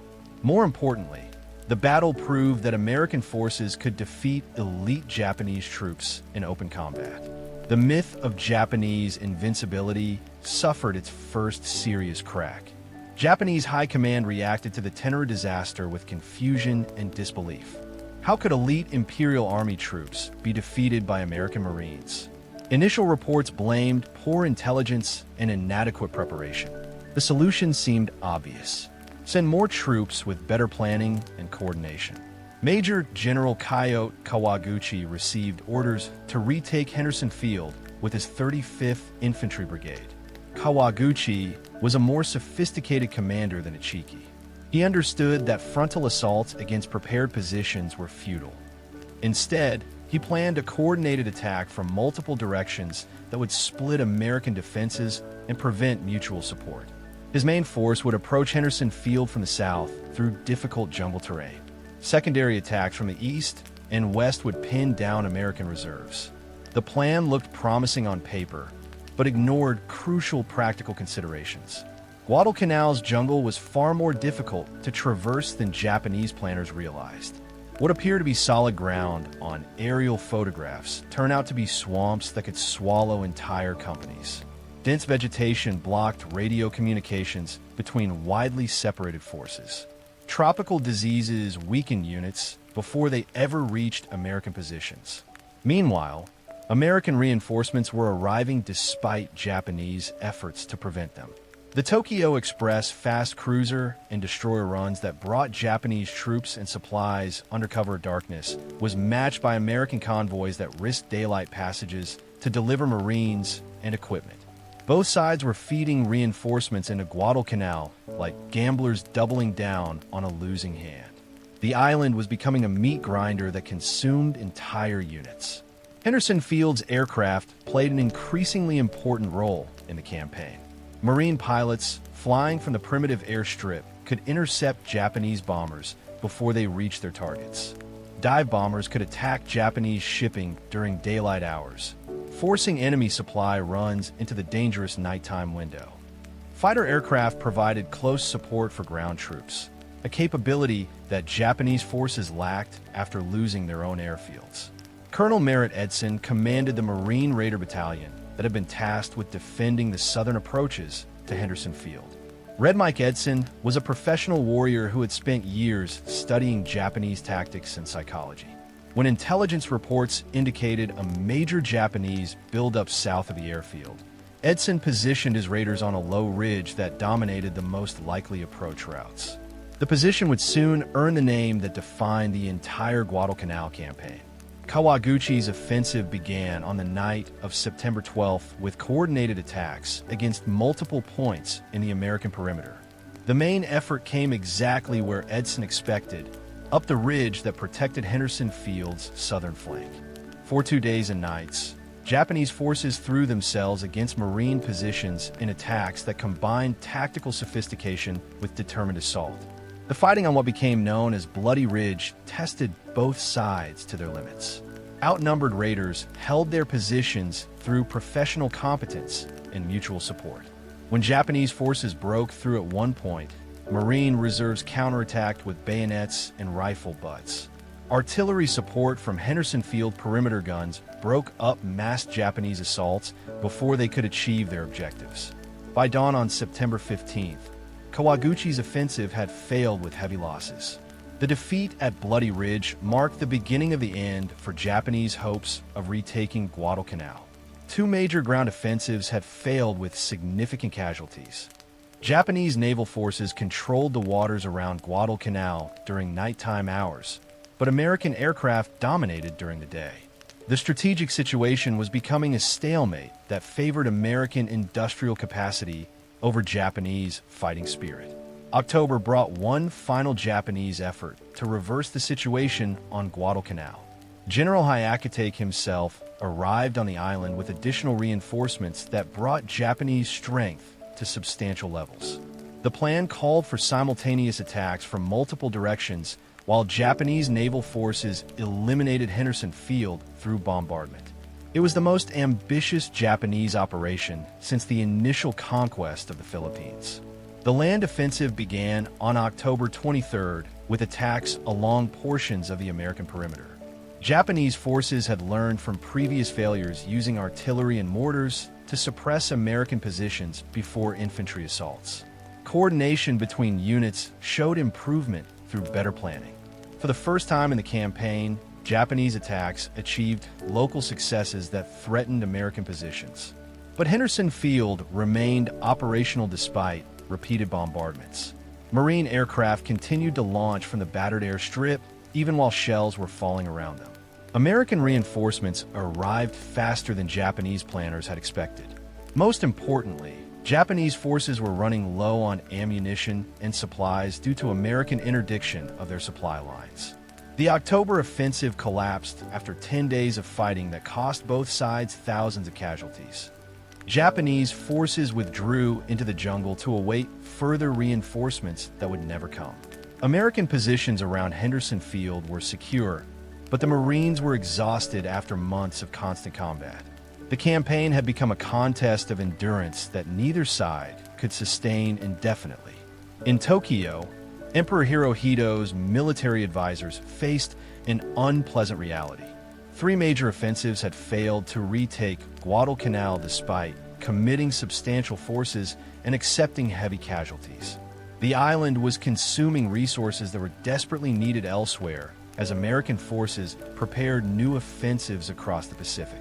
Continuing the Guadalcanal campaign meant sacrificing other strategic positions to hold one jungle airfield. The decision to evacuate Guadalcanal was made in late December 1942, but not implemented until the following February.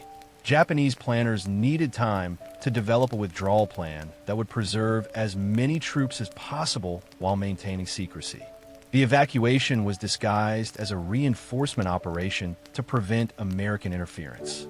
Fast destroyers would remove troops during nighttime runs that appear to be supply missions.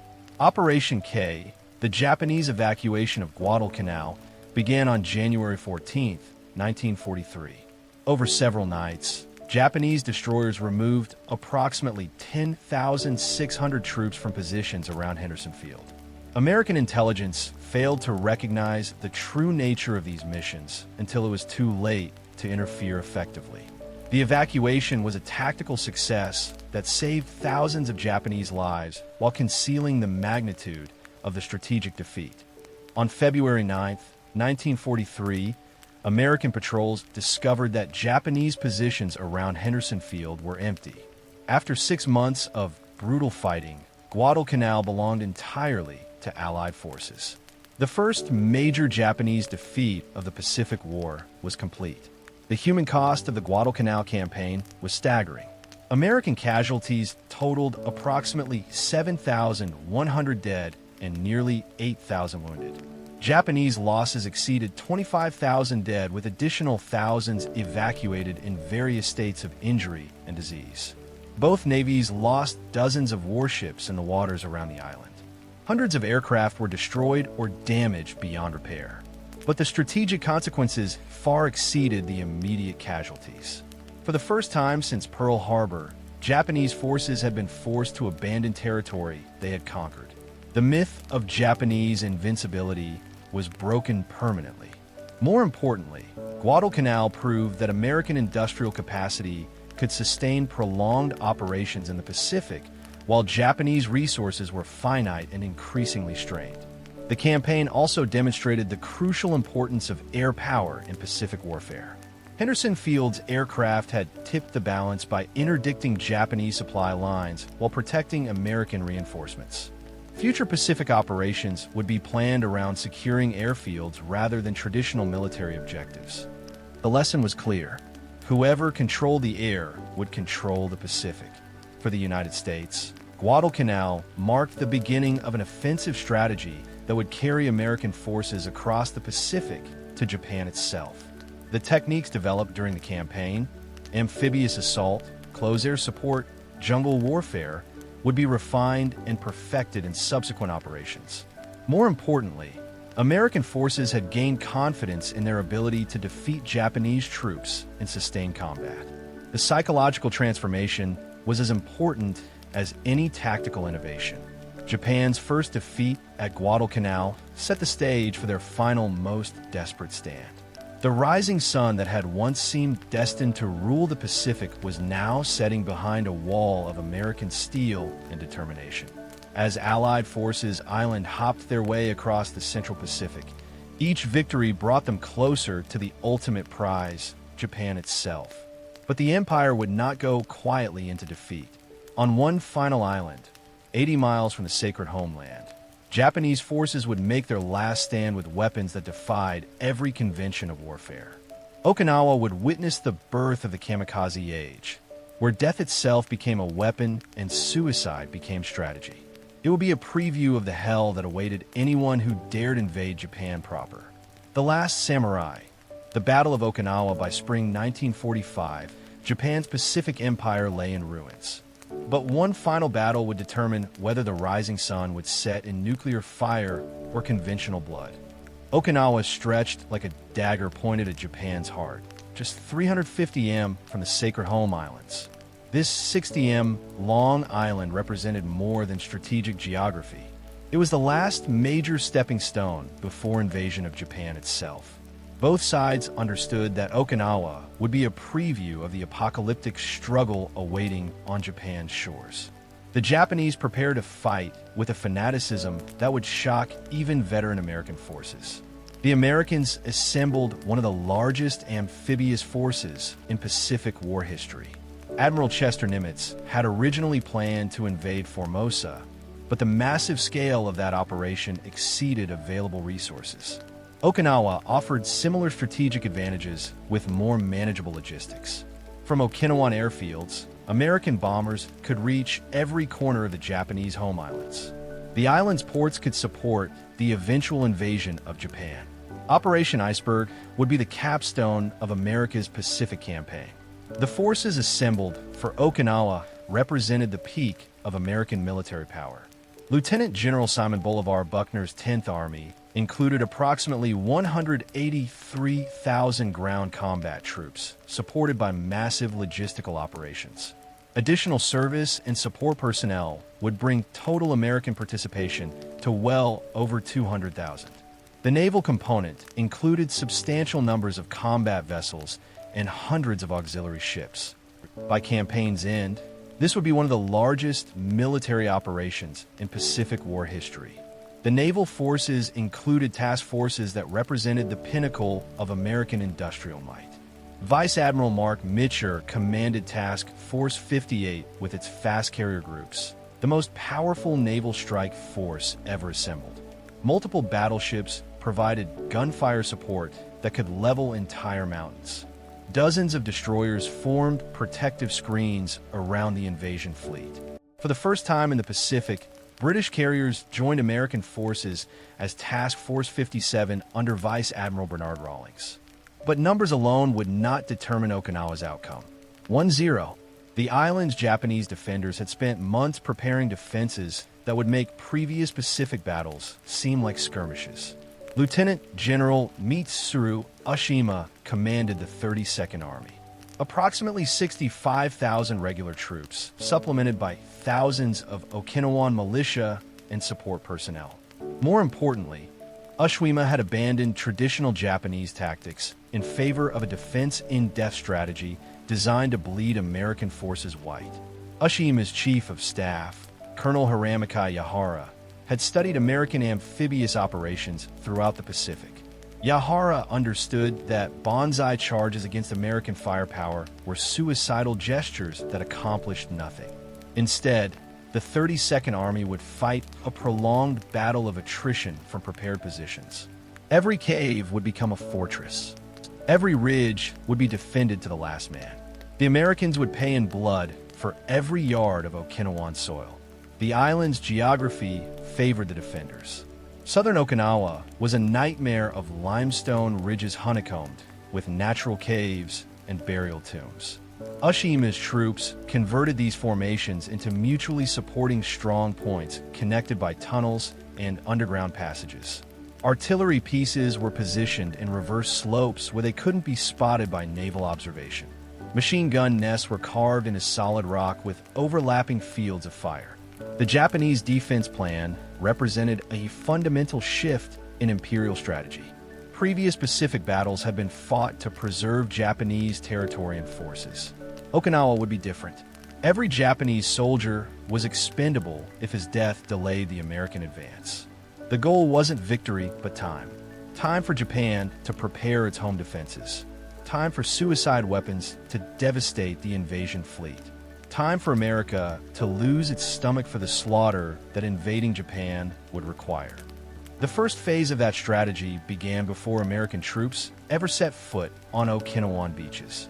Imperial General Headquarters had concentrated over 1,500 aircraft on Formosa, Kyushu, and around Tokyo, specifically for the Okinawa battle. Most of these planes would be flown by suicide pilots in mass attacks called kikyusui, floating chrysanthemum operations. The kamikaze had evolved from desperate improvisation to systematic tactical doctrine. Japanese aircraft designers had created specialized suicide weapons that represented the ultimate marriage of technology and fanaticism.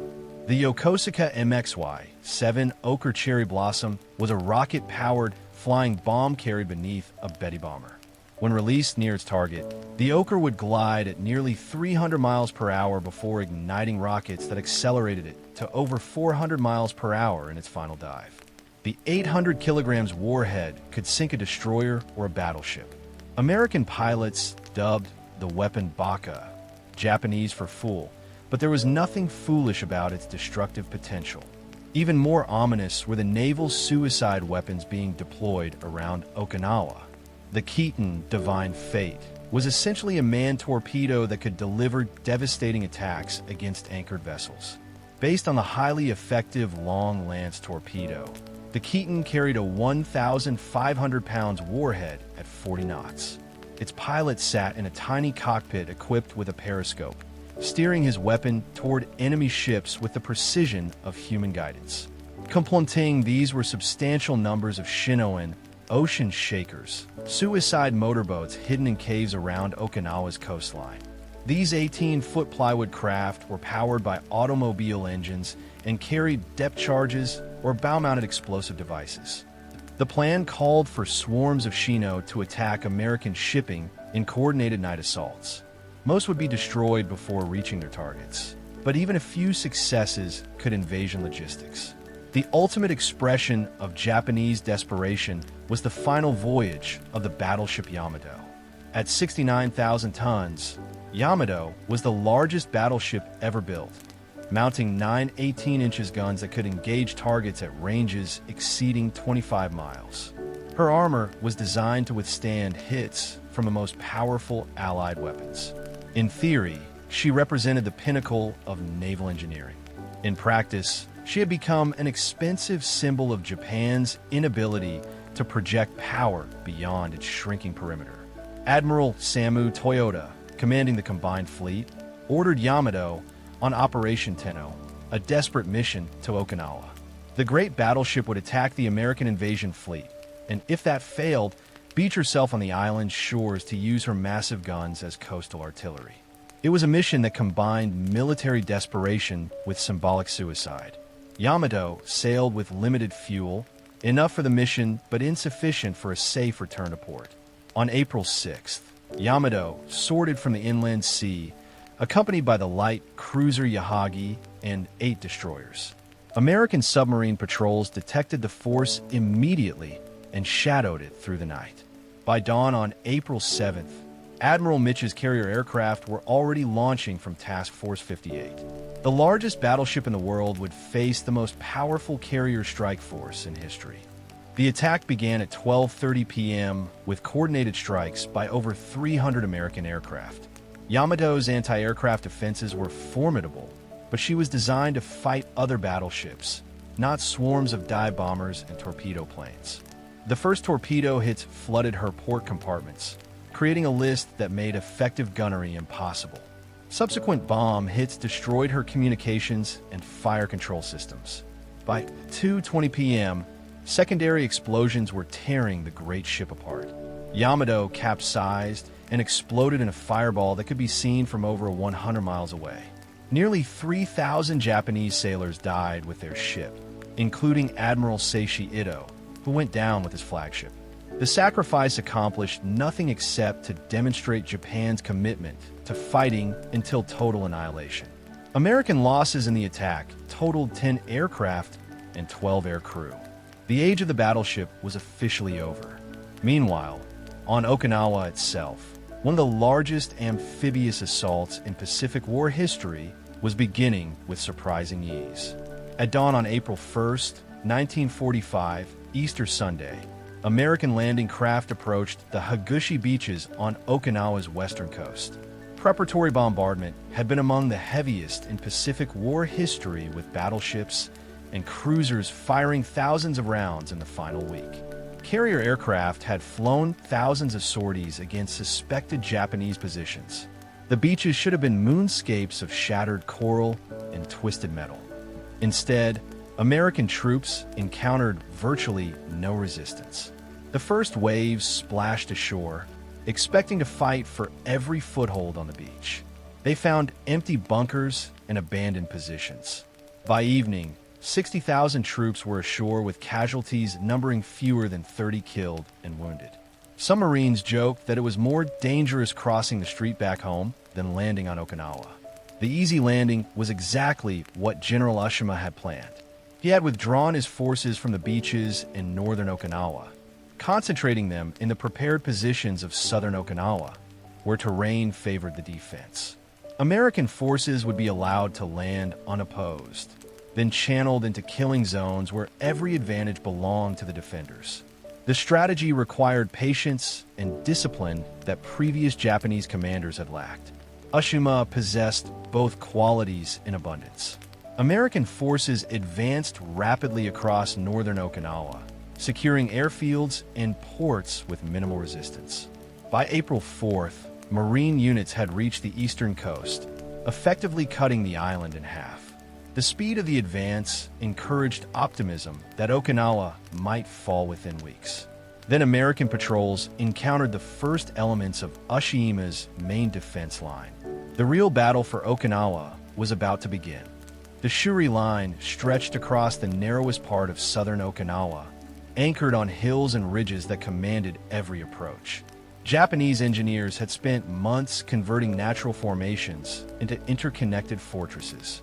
Cave systems housed artillery pieces that could fire on American positions, then withdraw into tunnels before counterfire arrived. Machine gun nests were positioned to create interlocking fields of fire that covered every possible approach route. Mortar positions were sited in reverse slopes where they remained invisible until the moment they opened fire. Major assaults on the Shuri Line began in mid-April, with American forces attacking toward the town of Shuri itself. What followed was unlike anything American forces had experienced in the Pacific. Instead of banzai charges and quick victory or defeat, the fighting devolved into a grinding battle of attrition reminiscent of World War I's Western Front. American forces would capture a hill after days of fighting, only to discover it was merely an outpost for another line of defenses beyond. Japanese defensive tactics had evolved far beyond the crude charges of earlier battles. Artillery fire was carefully coordinated with infantry counterattacks. Positions were connected by tunnels that allowed rapid reinforcement of threatened points. When American forces occupied a position during the day, Japanese troops would emerge from hidden tunnels after dark to reoccupy the same ground. Dawn would often find American units surrounded by enemies who seemed to have materialized from solid rock. The weather added its own torments to the struggle. Okinawa's spring rainy season began in early May, turning the battlefield into a sea of mud that made movement nearly impossible. Tanks bogged down in shell craters filled with water. Supply lines became impassable quagmires that required hours to traverse. Wounded men drowned in foxholes filled with rainwater. The rain washed away camouflage and filled caves with the stench of unburied dead. American casualties mounted alarmingly as the battle dragged into May. Units that had landed at full strength were reduced to skeleton crews within weeks. The 96th Infantry Division suffered thousands of casualties, a substantial portion of its original strength. The 7th Infantry Division lost nearly as many. Replacement troops arrived from the United States with minimal training and were thrown immediately into combat. Combat fatigue reached epidemic proportions as the stress of constant fighting broke down even veteran troops. Men who had fought across the Pacific without faltering suddenly found themselves unable to function. The sound of incoming artillery would send them into catatonic states. Some wandered away from their units in the middle of firefights. Others sat in foxholes, staring blankly at nothing, unable to respond to orders or enemy fire. General Buckner faced increasing pressure from Washington to accelerate the campaign.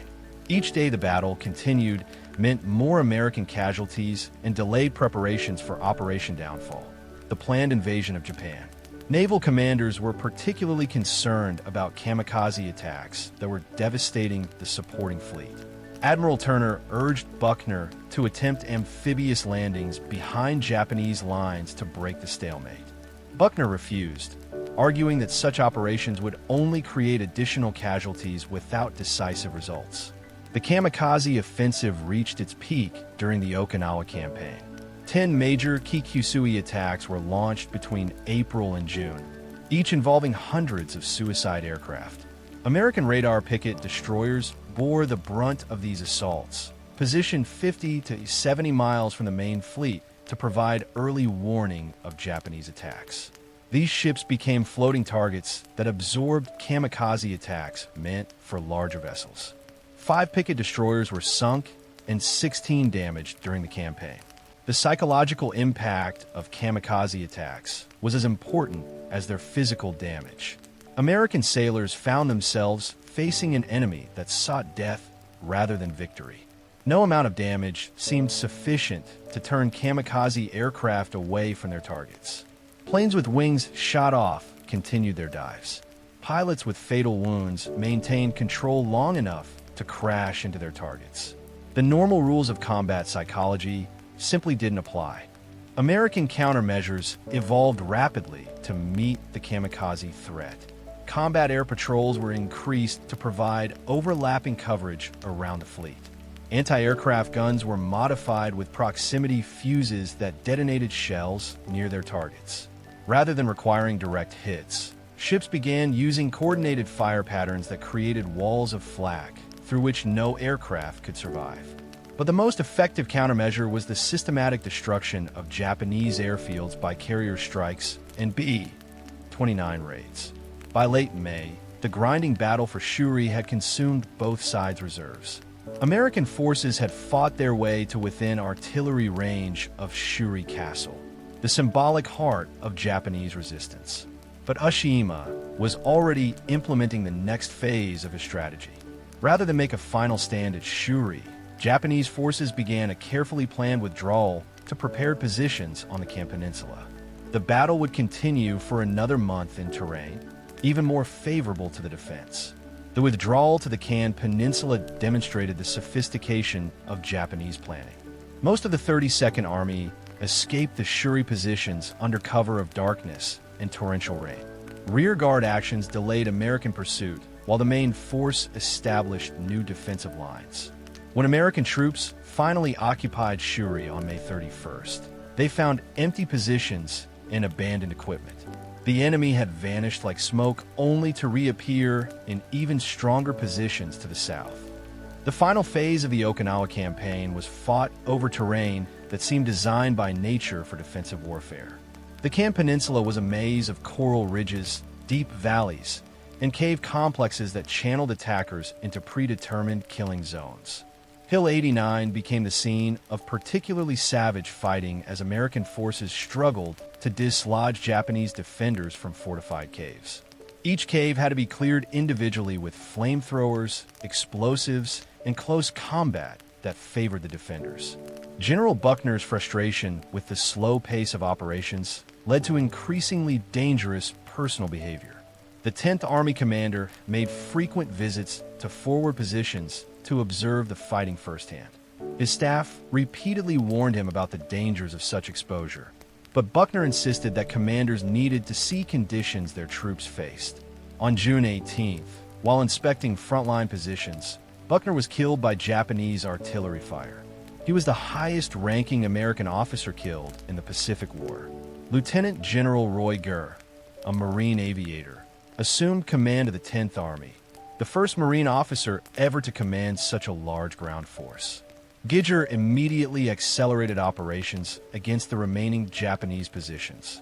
By June 21st, organized Japanese resistance had finally collapsed. General Ushiyama and General Cho committed ritual suicide rather than face capture. The Battle of Okinawa was officially over. The human cost of Okinawa staggered both sides. American casualties totaled approximately 49,151, including over 12,500 dead and missing. Japanese military deaths exceeded 100,000, with civilian casualties estimated at 40,000 to 100,000, depending on definitions.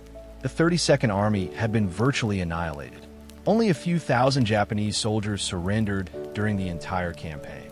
Naval losses included dozens of Allied ships sunk or damaged by kamikaze attacks. But the strategic consequences of Okinawa extended far beyond the immediate casualties. American planners studying the campaign concluded that invading Japan would cost between 500,000 and 1 million American casualties. If Japanese civilians fought with the same fanaticism as Okinawan defenders, the home islands could become a corral house. President Harry Truman and his advisors began seriously considering alternative methods of forcing Japanese surrender. The lessons of Okinawa influenced American strategic thinking in the war's final months. The effectiveness of kamikaze attacks convinced naval commanders that conventional invasion might be prohibitively costly.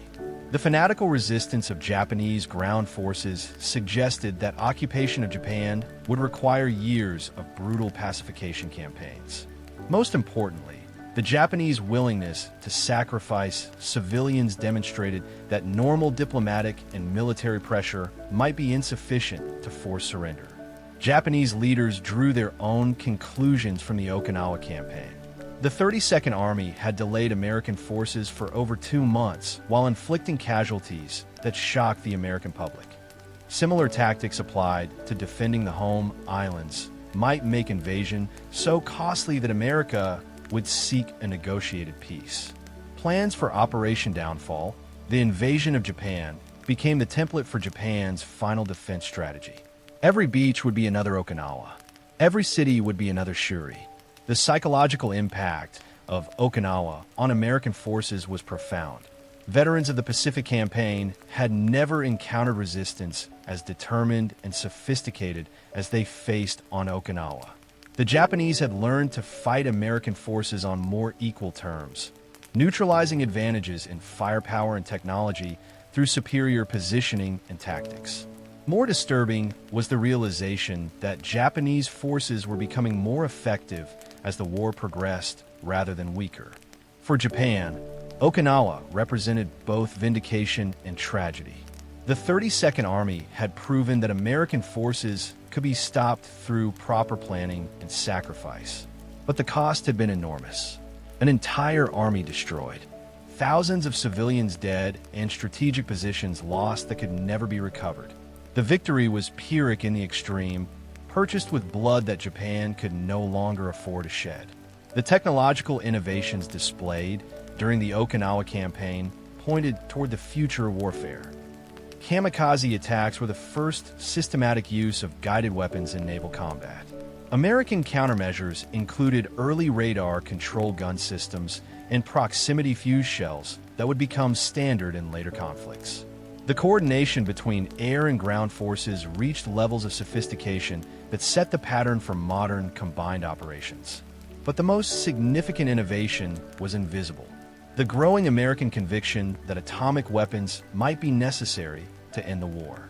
In Washington, The Joint Chiefs of Staff reviewed casualty projections for Operation Downfall based on Okinawan experience. The numbers were staggering. American deaths might exceed those suffered in the entire European theater. Japanese resistance could continue for years, even after successful invasion. The economic and social costs of such a campaign would dwarf anything America had previously undertaken. Alternative methods of forcing Japanese surrender suddenly became much more attractive. The Battle of Okinawa ended not with victory parades, but with grim planning for even greater slaughter. American forces controlled the island, but at a cost that made future operations appear almost impossible. Japanese forces had been destroyed, but their sacrifice had achieved its primary objective, demonstrating that invading Japan would be unacceptably costly. Both sides now faced a strategic impasse that conventional warfare seemed unable to resolve. The solution would come from the atomic laboratories of Los Alamos rather than the beaches of Japan. As the Pacific burned with kamikaze fire and Okinawa's caves echoed with the screams of the dying, Europe's ancient battlegrounds witnessed the death throes of the Third Reich. While American Marines counted their dead on coral ridges 8,000 m away, Soviet armies were crushing the last remnants of Hitler's empire in the mountains and valleys of the Balkans. The war that had begun with Nazi aggression against Poland would end with a desperate final gamble in the shadow of the Alps, where SS divisions and Hungarian levies would make their last stand against the Red Army's inexorable advance. But this wasn't just about military defeat. It was about the political future of Europe itself and the price that millions of civilians would pay for Hitler's megalomaniacal dreams. The Balkans would become both graveyard and birthplace where Nazi tyranny died and communist domination was born. Europe's forgotten front would become the empire's final gamble. The Balkans and Germany's collapsed the graveyard where Hitler's thousand-year Reich finally bled to death. While the world attention focused on Normandy beaches and Pacific atolls, a parallel war of savage brutality unfolded across the mountains and valleys of southeastern Europe. Here, in lands that had known conquest and resistance for centuries, the Wehrmacht would fight its final major offensive. Here, communist partisans would forge the iron fist that would rule half of Europe for the next 50 years. Here, the last of Hitler's mobile reserves would die in the Hungarian mud, leaving Berlin defenseless against Stalin's approaching legions. By summer 1944, the strategic situation in the Balkans had become a nightmare for German planners. Army Group South Ukraine, positioned in Romanian territory, risked complete severance from the rest of the German armies. The force faced isolation along with remaining garrisons throughout the Balkans, cut off from their homeland by an advancing Red Army that grew stronger with each passing day. Hitler's obsession with holding every yard of conquered territory had created a strategic trap from which there was no escape. Marshal Rudian Malinovsky commanded the Second Ukrainian Front, a force that had been blooded in the great tank battles of Kursk and Stalingrad. Beside him, Marshal Fyodor Tolbukin's Third Ukrainian Front represented the cutting edge of Soviet tactical evolution. These were no longer the crude peasant armies that had retreated in chaos before German panzers in 1941. They were mechanized juggernauts equipped with American Len trucks, Soviet 34 tanks, and artillery concentrations that could flatten entire cities. Most importantly, they were commanded by generals who had learned their trade in the hardest school imaginable. German and Romanian forces held positions along the Dniester River in what is now Moldova. On paper, the combined force appeared substantial, but both armies were hollow shells of their former strength, weakened by years of casualties and the gradual erosion of German industrial capacity. Romanian troops, in particular, had suffered enormous losses fighting alongside German forces on the Eastern Front. At home, Allied bombing raids were destroying the oil refineries that provided Germany with desperately needed petroleum products. Romania's commitment to the Axis cause had been wavering since the disaster at Stalingrad. Marshal Ion Antonescu had tied his country's fate to Hitler's star, but that star was clearly setting in the east. King Michael and his advisors were secretly negotiating with the Allies for a separate peace. The kingdom that had entered the war seeking territorial gains now faced the prospect of Soviet occupation. Stalin understood the political dimensions of the Balkan campaign as clearly as the military ones. Southeastern Europe was not just a battlefield, but a prize to be won for the communist cause. The Red Army's advance into the Balkans would determine whether these ancient lands fell under Soviet influence or remained aligned with the West. Churchill's attempts to establish significant Allied presence in the Balkans had largely failed. Now Stalin would claim his reward for bearing the burden of fighting Nazi Germany. The Second Jas-Kish offensive began on August 20th, 1944, with an artillery barrage that could be heard across the countryside. Thousands of guns concentrated their fire on German and Romanian positions along a narrow front. The bombardment continued for hours, systematically destroying communication lines, ammunition dumps, and command posts. When the guns finally fell silent, Soviet armies surged forward in a coordinated assault that overwhelmed the defenders. The collapse was sudden and devastating. Romanian units, already demoralized by years of fighting someone else's war, disintegrated under the Soviet onslaught.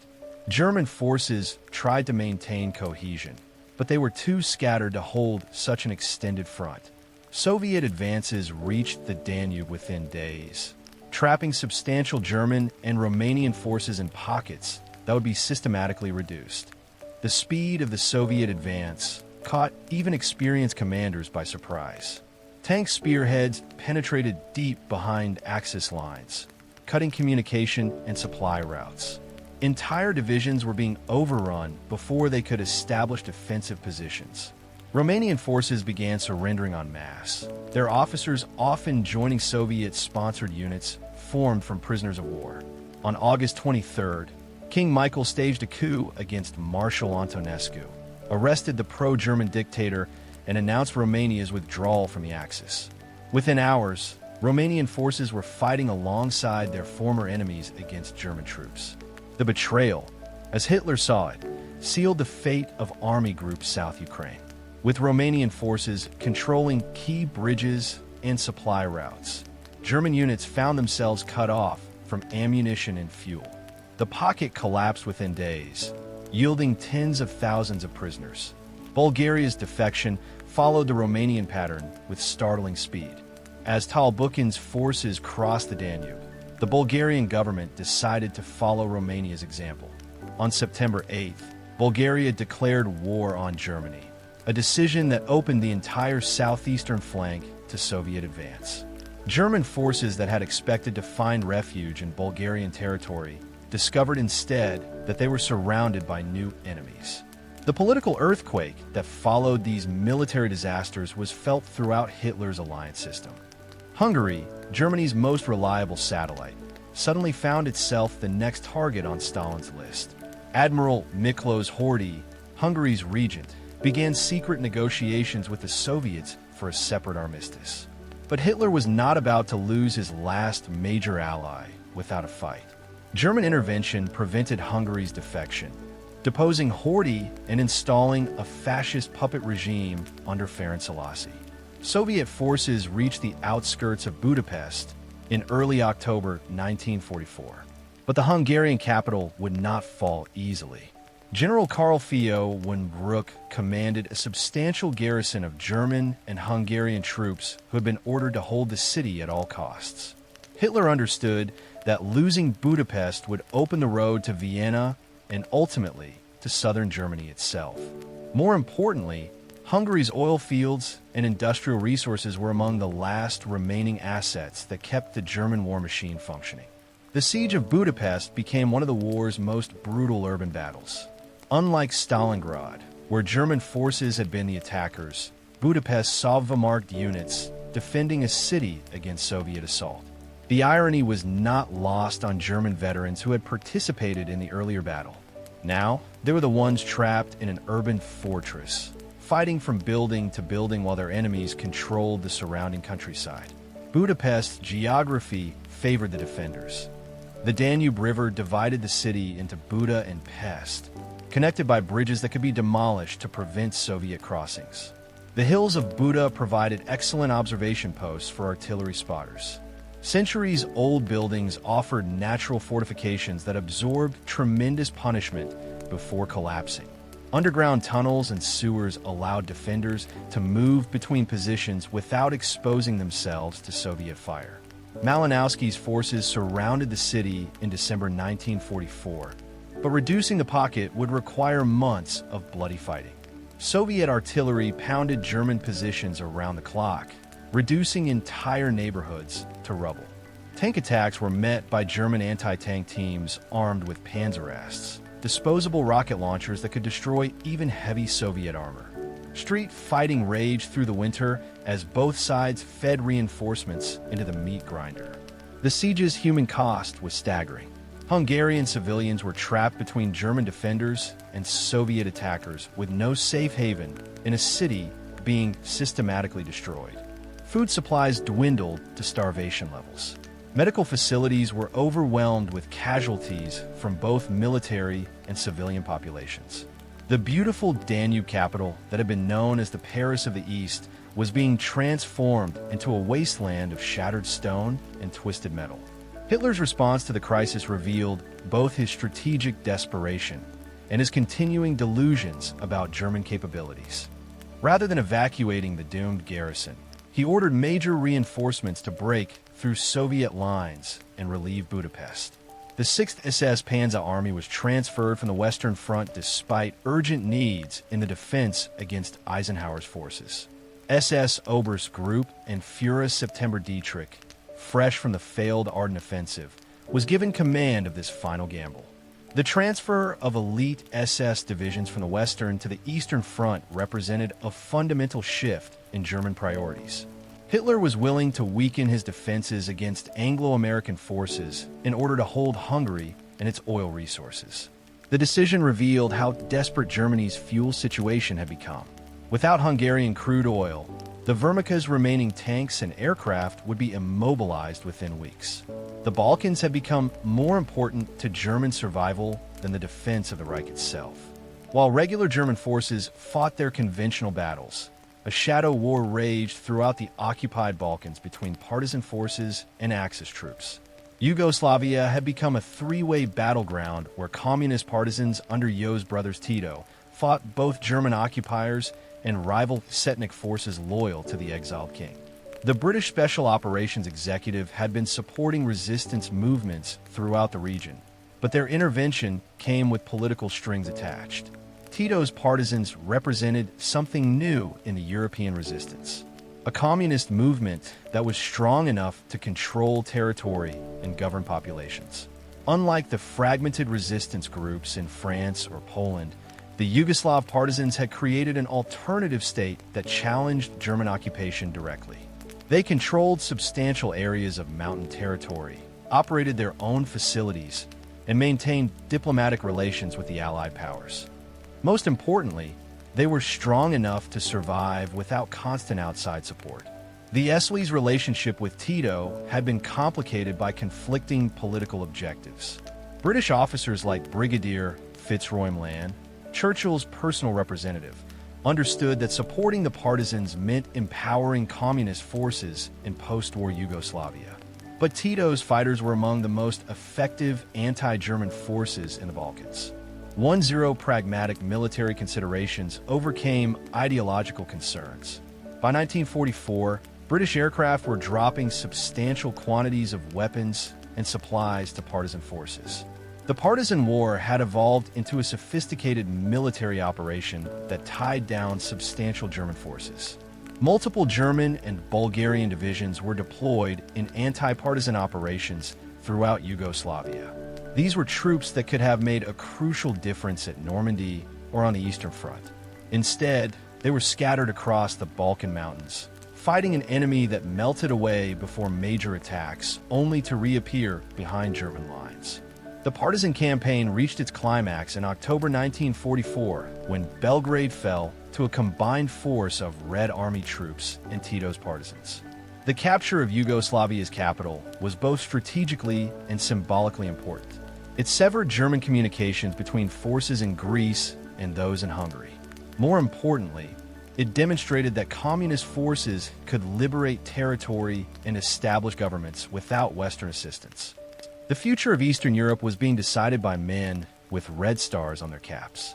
German army groups E and F, which had occupied Greece and Yugoslavia since 1941, now faced the nightmare scenario of fighting their way back to Germany through hostile territory. The withdrawal began in September 1944 as Soviet advances in Romania made their positions untenable. What followed was one of the longest fighting retreats in military history, a running battle through the mountains of the Balkans that cost both sides enormous casualties. The German retreat was harried every mile by partisan forces that had spent 3 years preparing for exactly this opportunity. Bridge demolitions channeled German columns into ambush sites. Sniper attacks picked off officers and specialists. Night raids disrupted rest and resupply operations.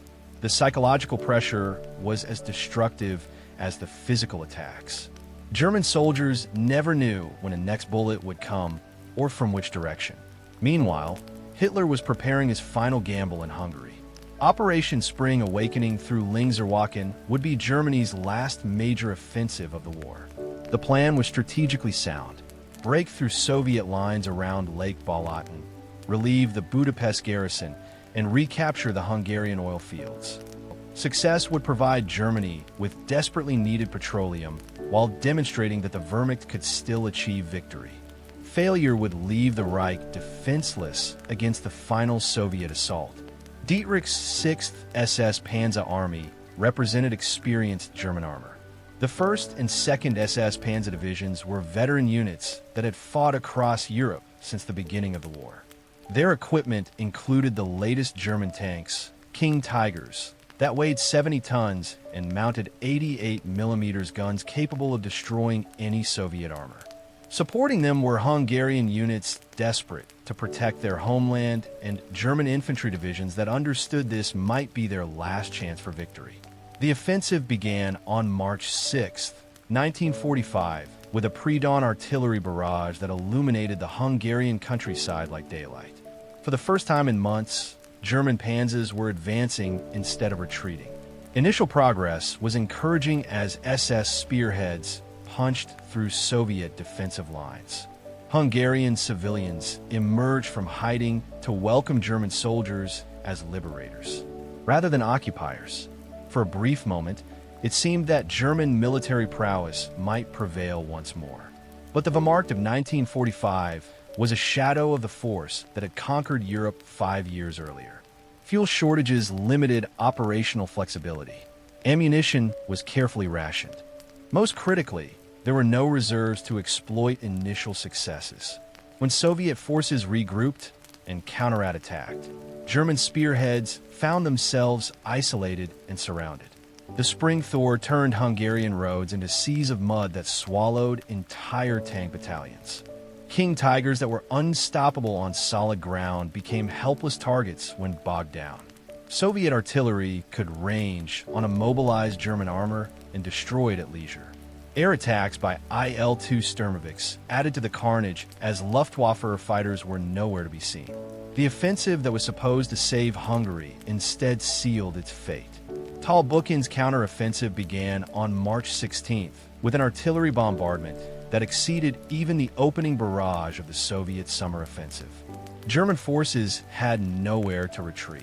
Their fuel was exhausted, their ammunition depleted, and their morale broken by the failure of Spring Awakening.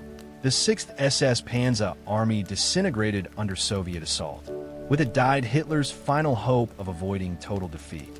The collapse of German forces in Hungary opened the road to Vienna and southern Germany. Soviet spearheads raced westward, covering distances in days that had taken German forces weeks to traverse during their original advance. Austrian resistance crumbled as Hungarian defenses had collapsed. By April 13th, Soviet forces were approaching Vienna, which would fall after heavy fighting that lasted into April 14th. The city that had been the capital of the Habsburg Empire for 6 centuries fell to communist forces after determined resistance. The political implications of the Soviet victory in the Balkans extended far beyond military considerations. Stalin's armies now controlled a continuous belt of territory from the Baltic to the Adriatic Sea. Communist governments were being established in Poland, Czechoslovakia, Hungary, Romania, Bulgaria, and Yugoslavia. The Iron Curtain that Churchill would later describe was being forged in the fires of German defeat. Western hopes for a democratic Eastern Europe died in the ruins of Budapest and Vienna. General Heinz Derian, the architect of German blitzkrieg tactics, had become Army Chief of Staff after the July plot against Hitler. Derian understood better than anyone that the war was lost and had been urging Hitler to seek a negotiated peace. The destruction of German forces in Hungary eliminated any possibility of defending the Reich against the final Soviet assault.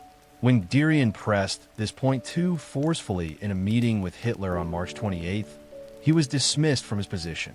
Truth had become treason in the collapsing Third Reich.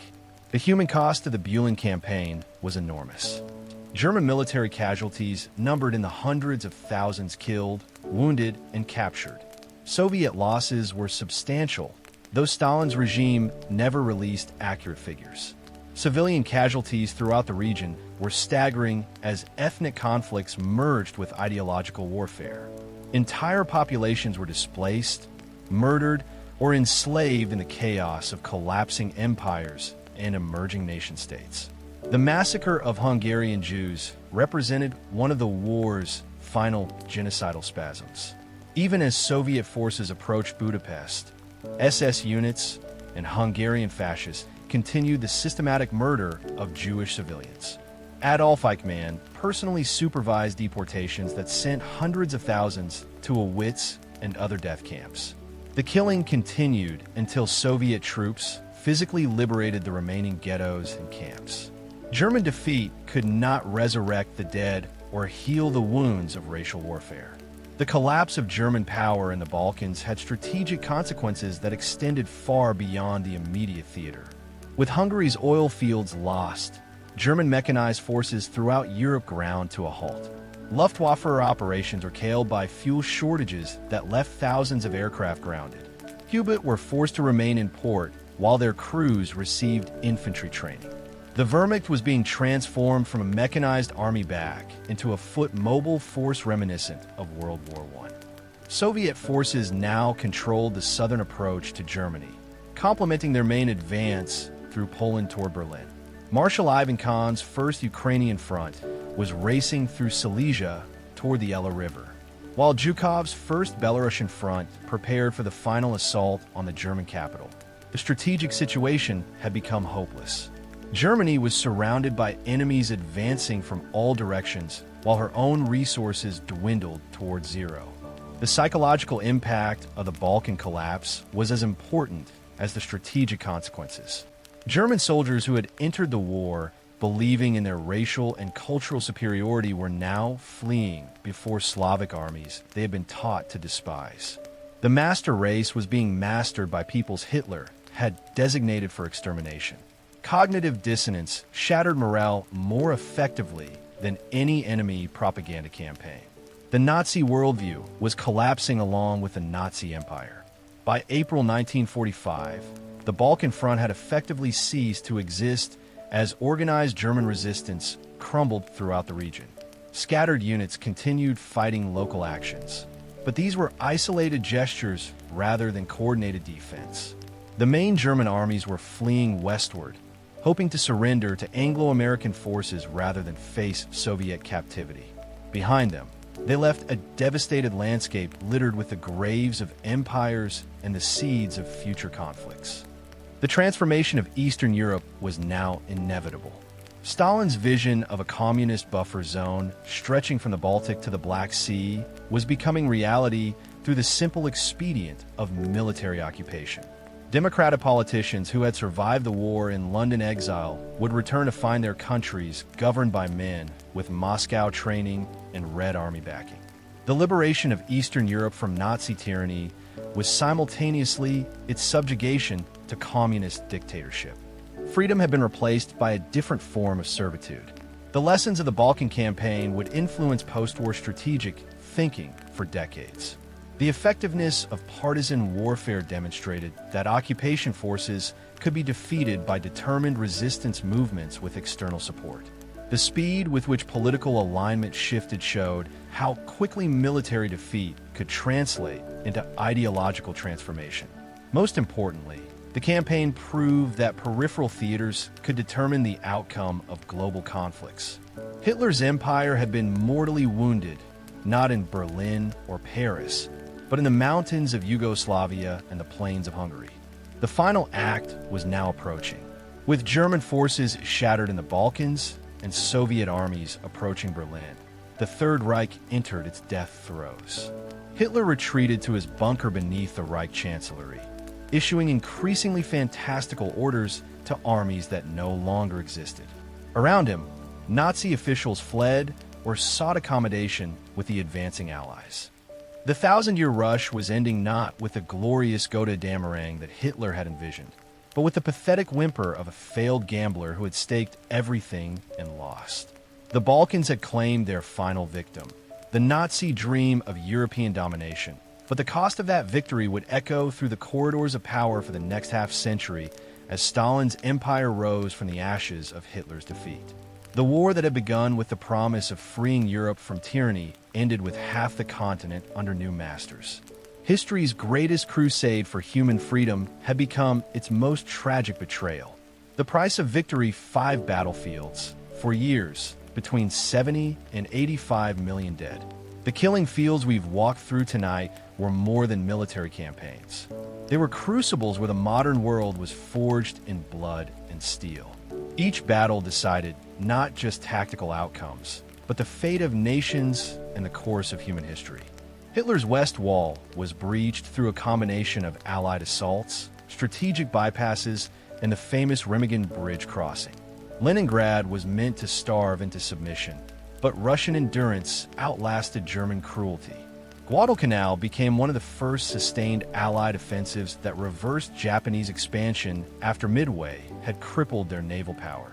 Okinawa's staggering casualties were a major factor alongside the Manhattan Project and Soviet entry into the Pacific that influenced America's decision to use atomic weapons. The Balkans became the graveyard where Hitler's final reserves bled to death, leaving Berlin defenseless. These campaigns birthed innovations that would reshape warfare forever. While German V-weapons pioneered guided missile technology, Japanese kamikaze tactics paved the psychology of precision strikes and extreme warfare methods that would echo through future conflicts. American industry learned to sustain combat operations across oceans, creating the logistical networks that would define superpower status. Soviet commanders perfected the art of deep battle, crushing entire army groups with coordinated hammer blows that would shape Cold War doctrine. But technology tells only part of the story. The real narrative belongs to individuals caught in history's meat grinder. To the Marine on Guadalcanal who held Henderson Field with a handful of bullets and unlimited courage. To the Leningrad mother who fed her children wallpaper paste rather than watch them starve. To the German soldier retreating through Yugoslav mountains pursued by partisans who had lost everything to Nazi occupation. Their sacrifices purchased our world with currency we can never fully comprehend. The victory they achieved created the post-war order we inherited. American industrial supremacy forged in Pacific battles would underpin decades of global leadership. Soviet conquest of Eastern Europe, paid for with an estimated 27 million dead, created the Iron Curtain that divided continents. The atomic shadow of Hiroshima and Nagasaki redefined human warfare itself. Liberation and occupation became indistinguishable as freedom wore different uniforms in different places. We call this the Good War because the alternative Nazi victory was unthinkably worse.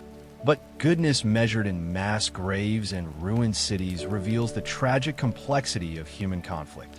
The generation that saved democracy did so by perfecting the machinery of industrial killing.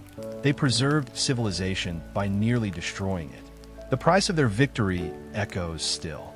Every precision weapon carries metaphorical DNA from desperate wartime innovations. Every humanitarian intervention recalls partisan wars in Yugoslav mountains. Every refugee crisis mirrors the millions displaced when empires collapsed and nations were reborn. The world they died to create is the world we struggle to understand. Perhaps that is their greatest gift to us. Not answers, but the burden of remembering, of understanding that freedom's price is measured not in coins, but in lives, of recognizing that our choices today echo through tomorrow's history books. The dead cannot speak, but their silence thunders louder than any words we might offer in their memory.